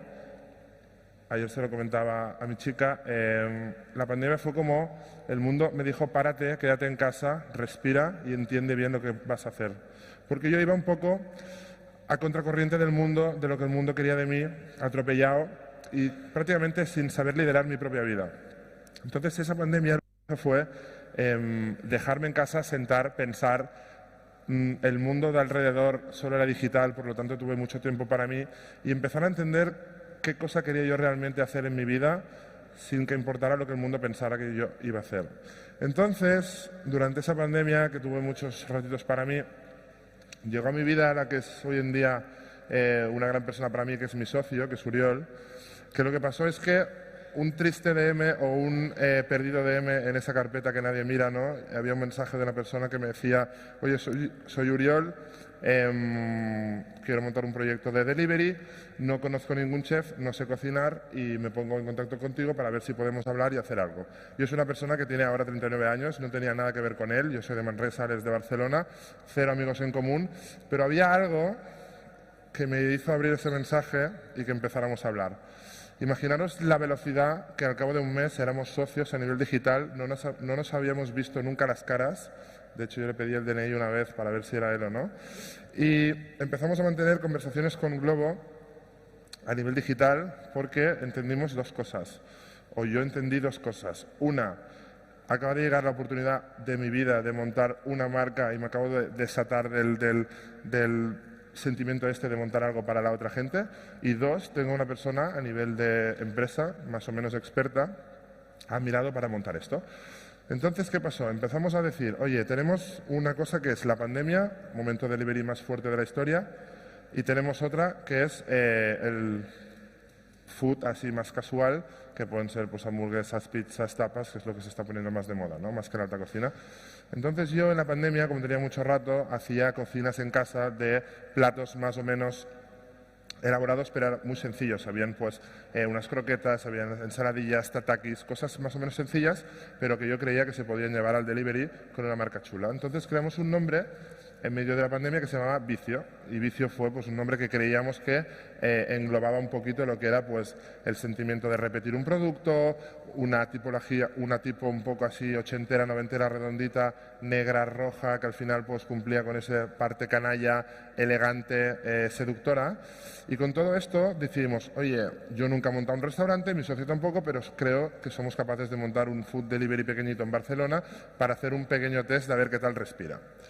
Os voy a contar todos los fallos que hemos cometido. Primer fallo, creer que sabes montar un restaurante cuando nunca has montado uno. Nosotros fichamos un equipo de 4 personas, que eran 4 cocineros, y yo y mi socio dirigiendo un poco lo que es la compañía.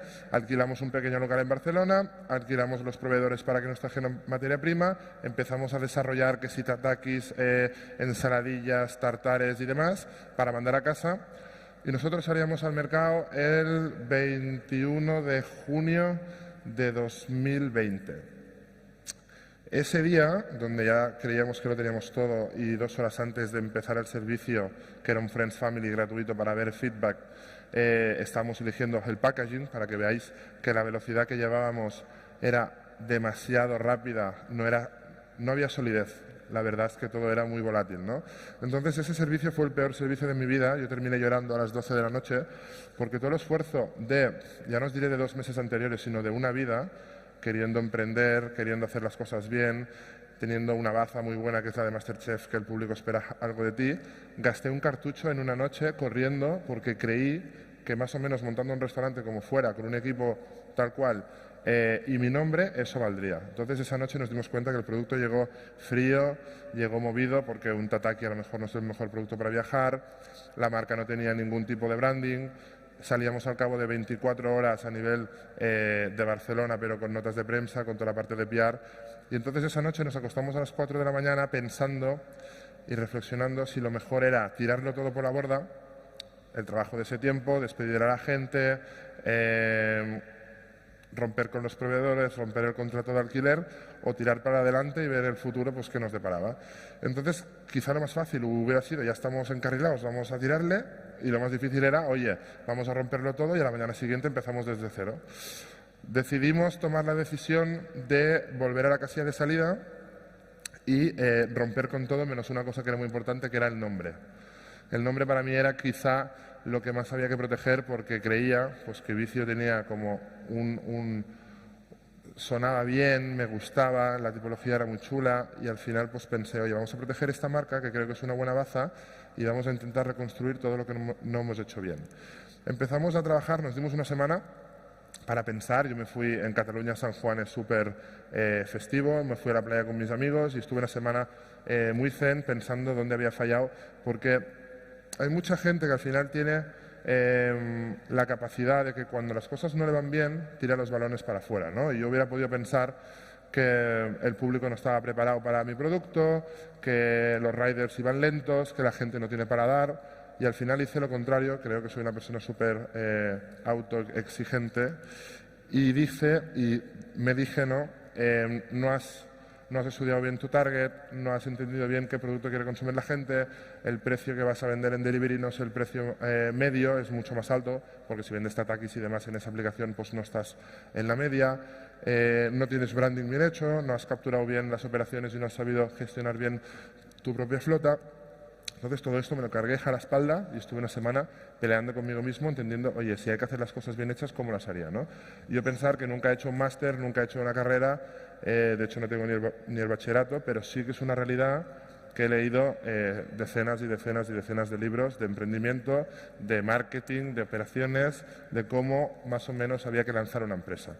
Entonces ahí empecé a entender que lo primero que tenía que hacer es, oye, yo he sacado ese producto por momentum, por tendencia, porque era lo fácil que yo hacía en casa, o lo he estudiado bien dónde voy a vender, qué es el canal de Globo en digital, qué se compra ahí, qué edad tiene la gente, cómo compran las marcas, ¿no?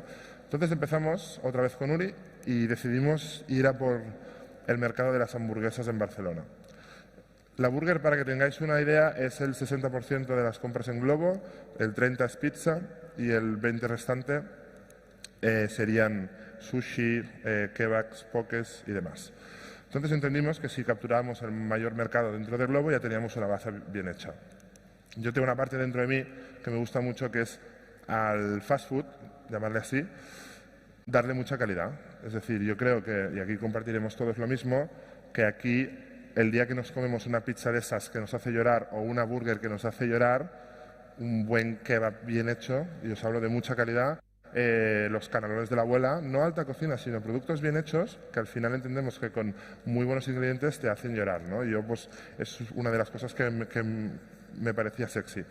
Entonces ahí empezamos a, una vez habíamos decidido que íbamos con hamburguesas y habíamos decidido un poco el target, que eran entre 25 y 35 años, empezamos a entender que la gente a nivel digital, cuando tú entras en Glovo y ves tantas marcas, tiene que haber algo que te llame la atención, ¿no? Entonces entendimos que la parte de branding, en la sociedad que estamos, en el momento que estamos, donde nos llegan inputs todo el día por el teléfono, tenía que ser muy notorio y muy disruptivo. Entonces fichamos a un director creativo, antes de vender ninguna hamburguesa, y habíamos fichado una persona para que se encargara de llevar la parte creativa de Vicio, porque creíamos que era una de las patas importantes para que la compañía fuera notoria.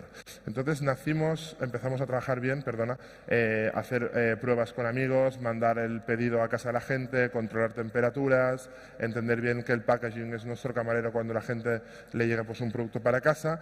Y una vez estuvimos un mes trabajando todo esto, cosa que no habíamos hecho antes, nos dimos cuenta que teníamos un producto mucho más bien desarrollado, un target definido, una marca conceptualmente fuerte, y eso hizo que nosotros abrimos el 15 de octubre, que serían más o menos unos 4 meses después del gran fiasco.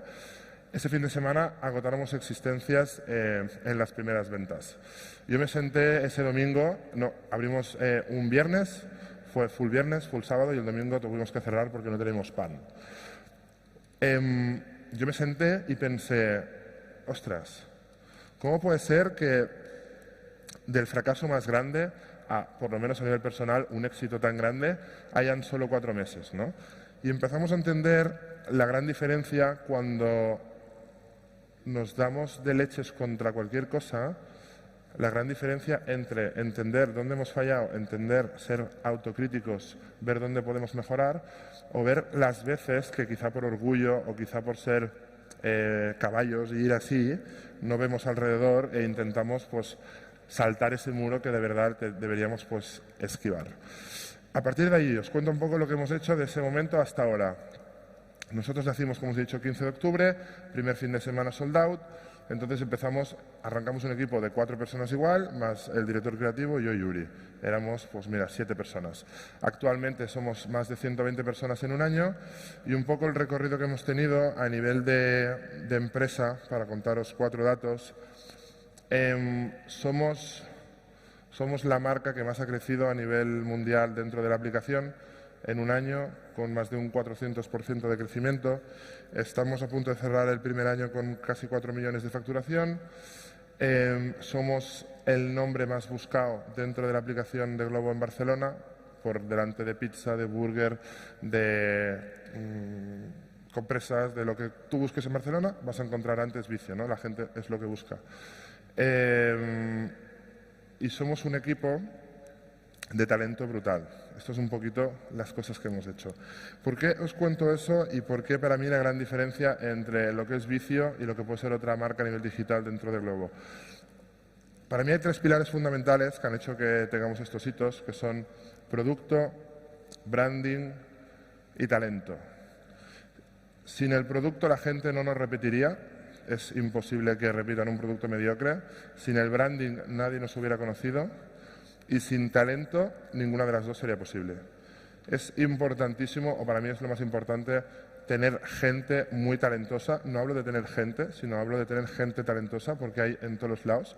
Desde la persona que lava los platos, cuidarla hasta la saciedad, que entienda que el valor que él aporta es básico, porque si no tenemos las cosas limpias, las cosas no salen bien, hasta la persona que quizás puede ser el rider, que es una persona pues, que no está directamente conectada con la compañía, pero es indispensable porque el trabajo de la cadena de valor, desde que se genera una idea en la oficina, se baja al departamento de marketing, marketing lo pasa para operaciones, operaciones para cocina, cocina lo hace.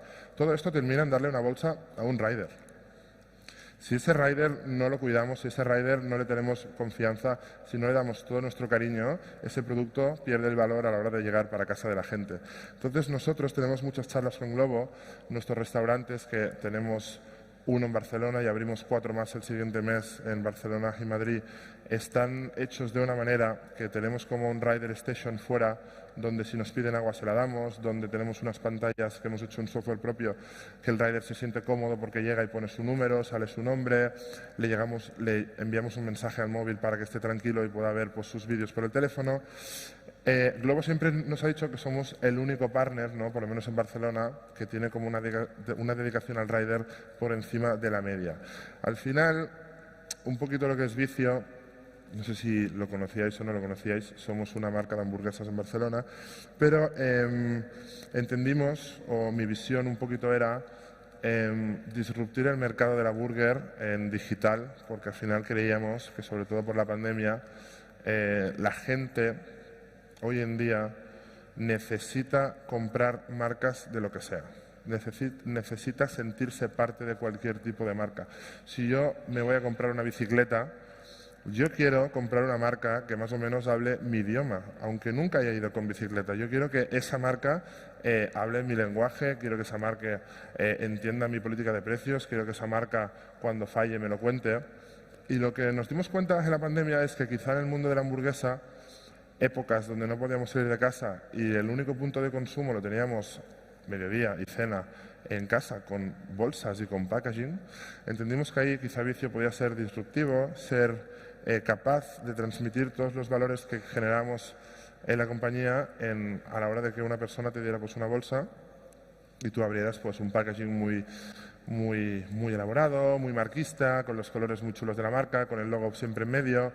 Luego tenías unas pegatinas por dentro, luego te ponías otra vez en las redes sociales y veías campañas pues, que hacíamos y empatizabas con ellas, porque parte de lo que somos hoy en día, o lo que yo creo que entiendo que es una empresa 2021, es más o menos todas las empresas tienen éxitos en el recorrido de su vida, pero todas fallan en cosas. Nosotros, las mayores campañas que hemos hecho siempre son de fallos que hemos cometido. Os cuento una de las últimas para que veáis un poquito cosas que nos han pasado. Nosotros vendemos unas 15.000 hamburguesas a la semana, por lo tanto, la previsión de tener el packaging es bastante importante porque al final, si te descuadras un poquito, te quedas sin. Como sabéis, el suministro de materias primas en el mundo está siendo bastante complejo. Y lo que nos pasó hace más o menos 2 meses es que nuestro proveedor de packaging nos dijo que la celulosa había subido mucho de precio y por un tema de China, la celulosa principalmente viene de Brasil, nos habíamos quedado sin packaging durante 1 mes y medio. Entonces, todo lo que nosotros generamos a nivel de marca, que lo bajamos en un packaging, que es parte de nuestro camarero cuando llegas para casa, nos quedamos sin. Y ahí decimos, oye, ¿qué hacemos? ¿Compramos unas cajitas normales, les ponemos una pegatina y las mandamos a casa de la gente como si no pasara nada? ¿O vamos a decir al público lo que está pasando, que hemos fallado en una previsión y vamos a intentar generar una campaña diferente? Entonces ahí, como os he dicho antes, que somos reales, compramos unas cajas más o menos pequeñas, porque eran más chicas que las de normal, y ahí les pegamos una pegatina que ponía Double Patty, que es una cosa de las hamburguesas, y en esa pegatina generamos un filtro digital que cuando tú escaneabas con Instagram la pegatina, la caja se te convertía en la caja auténtica de Vicio. Entonces empezamos a decir a la gente, oye, somos humanos, hemos fallado en el packaging, nos hemos quedado sin, pero queremos que vivas la misma experiencia que cuando tú tienes el packaging en casa y por eso hemos generado un filtro digital que lo que vas a hacer es vivir lo mismo, pero con el alma que es Vicio, que es mucho más digital. Esta campaña se nos ha hecho viral en LinkedIn, que es una plataforma que trabajamos a menudo, pero no es nuestro core. La han visto más de 200.000 personas, es algo para nosotros fuerte porque nos siguen 2.000 personas solamente. Y entonces todos los comentarios o todas las agencias de marketing que nos comentaron eso fue, oye, nos gusta mucho que hoy en día las empresas hablen como personas, porque si somos digitales y nos basamos en las redes, aquí todos estamos en ellas, prácticamente solo vemos las cosas buenas, ¿no? Da un poco incluso, ¿sabéis cuando llega verano y entras en Instagram y crees que eres el más pringado del mundo porque todo el mundo está en la playa y tú estás trabajando y te sientes mal porque solo ves agua, ¿no? Y dices, yo que he hecho mal en la vida para no estar así.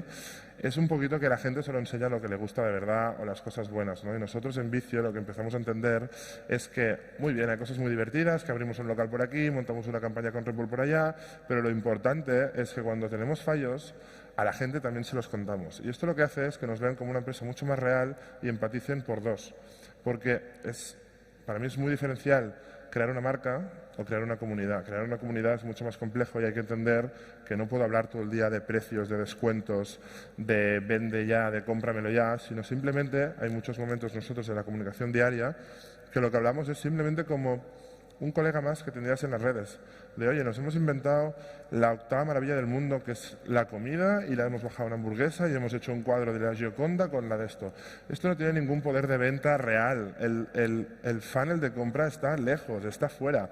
Pero es verdad que la gente lo que necesita hoy en día es, joder, venimos de pasar un Black Friday donde nos saturan a descuentos, a cómpralo, a consumir como animales, y creo que para mí las marcas que van a tener éxito en un futuro son esas que entienden un poquito la sociedad, cómo está desaturada, saben salir un poco de la caja, lo que dicen out of the box, ¿no? Y estar un poquito fuera, y a partir de ahí, si tú generas un cliente recurrente, un fan de la marca, ese cliente, cuando tenga hambre, cuando le apetezca comprar algo, solo el hecho de pensar quiero burger, pensará en vicio y no tendrás que estarle machacando por descuentos y por cositas y demás. Tengo el tiempo a cero, os quiero enseñar una cosita que es el vídeo. Hicimos un año, hace un mes y medio, hicimos un case study para que lo sepáis todos, es como un vídeo que recopila todas las acciones de marketing que hemos hecho, todas las aperturas, todo lo que ha pasado durante un año. Si lo puedes poner, que se lo pueda enseñar, ¿sí? Y así veis un poquito de todo esto que os estoy hablando. Esta es una de nuestras primeras servilletas vicio. Aquí la primera caja. Una avioneta por aquí y este barco tal vez os suene de algo. Estos son los pedidos del primer domingo en el brazo de nuestro director creativo. Estos son los pedidos de hoy en las pantallas de Vicio Store. Hoy cumplimos un año y coge aire porque te vamos a contar nuestra breve historia. Nacimos en plena pandemia y entre todos estos titulares salimos nosotros. Cuando todo cerraba, Vicio abría. Y nos sentimos obligados a entretener a una ciudad que estaba encerrada en casa. No solo con las mejores burgers que sabíamos hacer, sino de manera digital. Empezamos con algunas fotos, textos, imitamos el lanzamiento del nuevo iPhone con nuestros stickers. This is sticker 12. Y nada, el primer fin de semana nos quedamos sin pan. Seguimos con pósters, más fotos, la maldita alta demanda, algo de contenido sensible que después nos sirvió de inspiración para muchos. Nos inventamos un personaje en Tinder con el que podías ligar si querías ganarte un combo y después sacamos una web. Esta web, que ahora la vemos un poco too much, pero era coherente con el sabor de las hamburguesas. Seguramente no recordaréis nada de esto, ni la campaña del 1 de enero, que nos posicionó como tercer local de España en sacar más pedidos en un solo día en la historia de Globo. Normal que no os acordéis, era 1 de enero. Pero sí que os sonarán los stickers.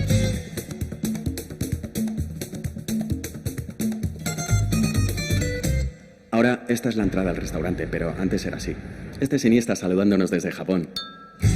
Aquí reivindicamos la importancia del rider con putos modernos, y aquí intentamos hacer la acción de marketing más grande de nuestra breve historia. Un corazón de 15 metros de alto encima de mi barco. Y tan grande. Cayó. Hicimos una peli explicándolo tal cual. Mientras tanto, conocimos las alergias de Edgar. Vendimos burgers por LinkedIn, regalamos fake covers digitales en el día del libro y nos colamos en el Johan Cruyff para celebrar el triplete del segundo mejor equipo femenino del mundo. No lo decimos nosotros, lo dice la UEFA. Esto es Random Vicio. Sale todos los lunes. Stickers, perros, baños, parapentistas, Michigan, Eslovenia, animales de todo tipo y muchas fotos random de lo que la gente entiende como vicio. Aunque para random, cuando nos llamó Red Bull, teníamos este comentario. Le devolvimos la llamada. Y no conseguimos llegar más rápido. Pero sí que regalamos unas cuantas latas. 6.248. Más o menos. La gente estaba contenta. Dentro tatuaje. Sí, un tipo nos mandó un direct message con nuestro logo en su pierna. Lo contratamos. Y llegó el verano. Todo el mundo se iba y nosotros con ellos, así que liamos a todos estos para comunicar que abríamos un restaurante dentro del Mas Surre. Y cuando digo que liamos es porque vinieron todos estos. Incluso se sumó Manuel Huerga, el director sí, y todo su equipo, peluquería, arte, operadores de cámara, asistentes, bla, bla, bla, bla. Este soy yo, Uri Vila, la voz.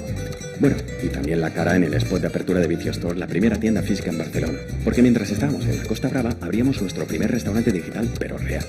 Un sitio pensado para enviar comida a domicilio, pero donde también puedes sentarte. Había pasado poco más de 8 meses y estábamos ahí y aquí. Faquires y drones ahí, nuevos shakes por aquí, DJs y circo ahí. En Barcelona la gente corría dibujando nuestro logo. Buena gente ahí y aquí. Y skaters, dragones, arte. ¿Esa es Rigoberta? Y por aquí, Ibérica, Rufada, Vegana, Lotiquea. Sí, esa era Rigoberta.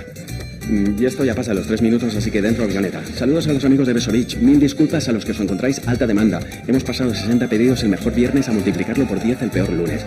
Pero nada cambia. ¿Alguna burger más? Mismo sabor. Seguimos metiendo la pata. Esta semana nos quedamos sin packs de burger, pero un filtro nos salvó. Y os seguiremos dando lo vuestro en Barcelona, Costa Brava, Madrid, a domicilio y en algún sitio más. Aceptamos que estás en comentarios. Petrocréditos.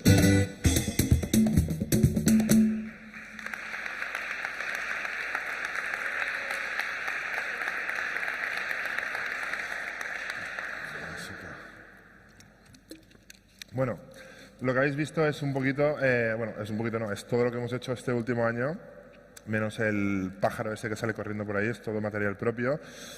Y al final yo me siento orgulloso de cuando veo esto porque, como os he empezado a contar la charla, esto que estoy viendo es para mí el sueño cumplido de tener una marca, de hablar como una marca, de no tener simplemente un restaurante y dedicarme, por mi persona, 15 horas al día a darle la vuelta pues, a las hamburguesas, ¿no? Y al final disfruto gestionando equipos, disfruto viendo cómo las ideas pasan a cosas reales y un poquito toda mi adolescencia de estar interesado en crear proyectos, de intentar ser trascendental en un mundo que de verdad es complejo, pero que con buenas ideas, con talento y con productos que resuelvan necesidades pasan estas cosas, o por lo menos a nosotros nos está pasando.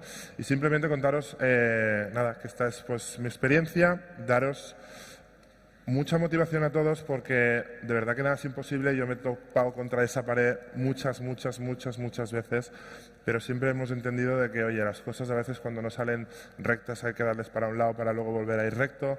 Y sobre todo rodearos, si alguien hay aquí que quiera emprender, rodearos de gente muy talentosa porque es lo más importante. Esto que acabáis de ver no es fruto de mí, es fruto de un equipo de gente que está súper preparada.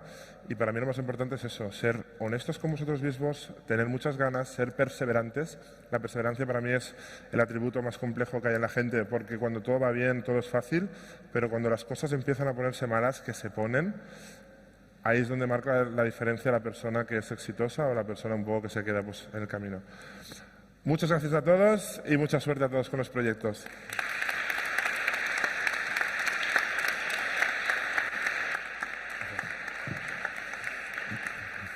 Muchas gracias, Aleix. Pues hemos llegado al final. Esta es la primera edición de nuestro Boiling Point. Quiero dar las gracias desde aquí a todos los ponentes por el cariño que le han puesto a sus charlas, a todos los que estáis aquí en persona, a todos los que nos estáis siguiendo online, a Basque Culinary Center por tenerme aquí. Espero que si me vuelven a invitar tenga la voz un poco mejor. Nada, muchas gracias. Como digo siempre, nos vemos por el mundo. Gracias de nuevo. Es que recasco.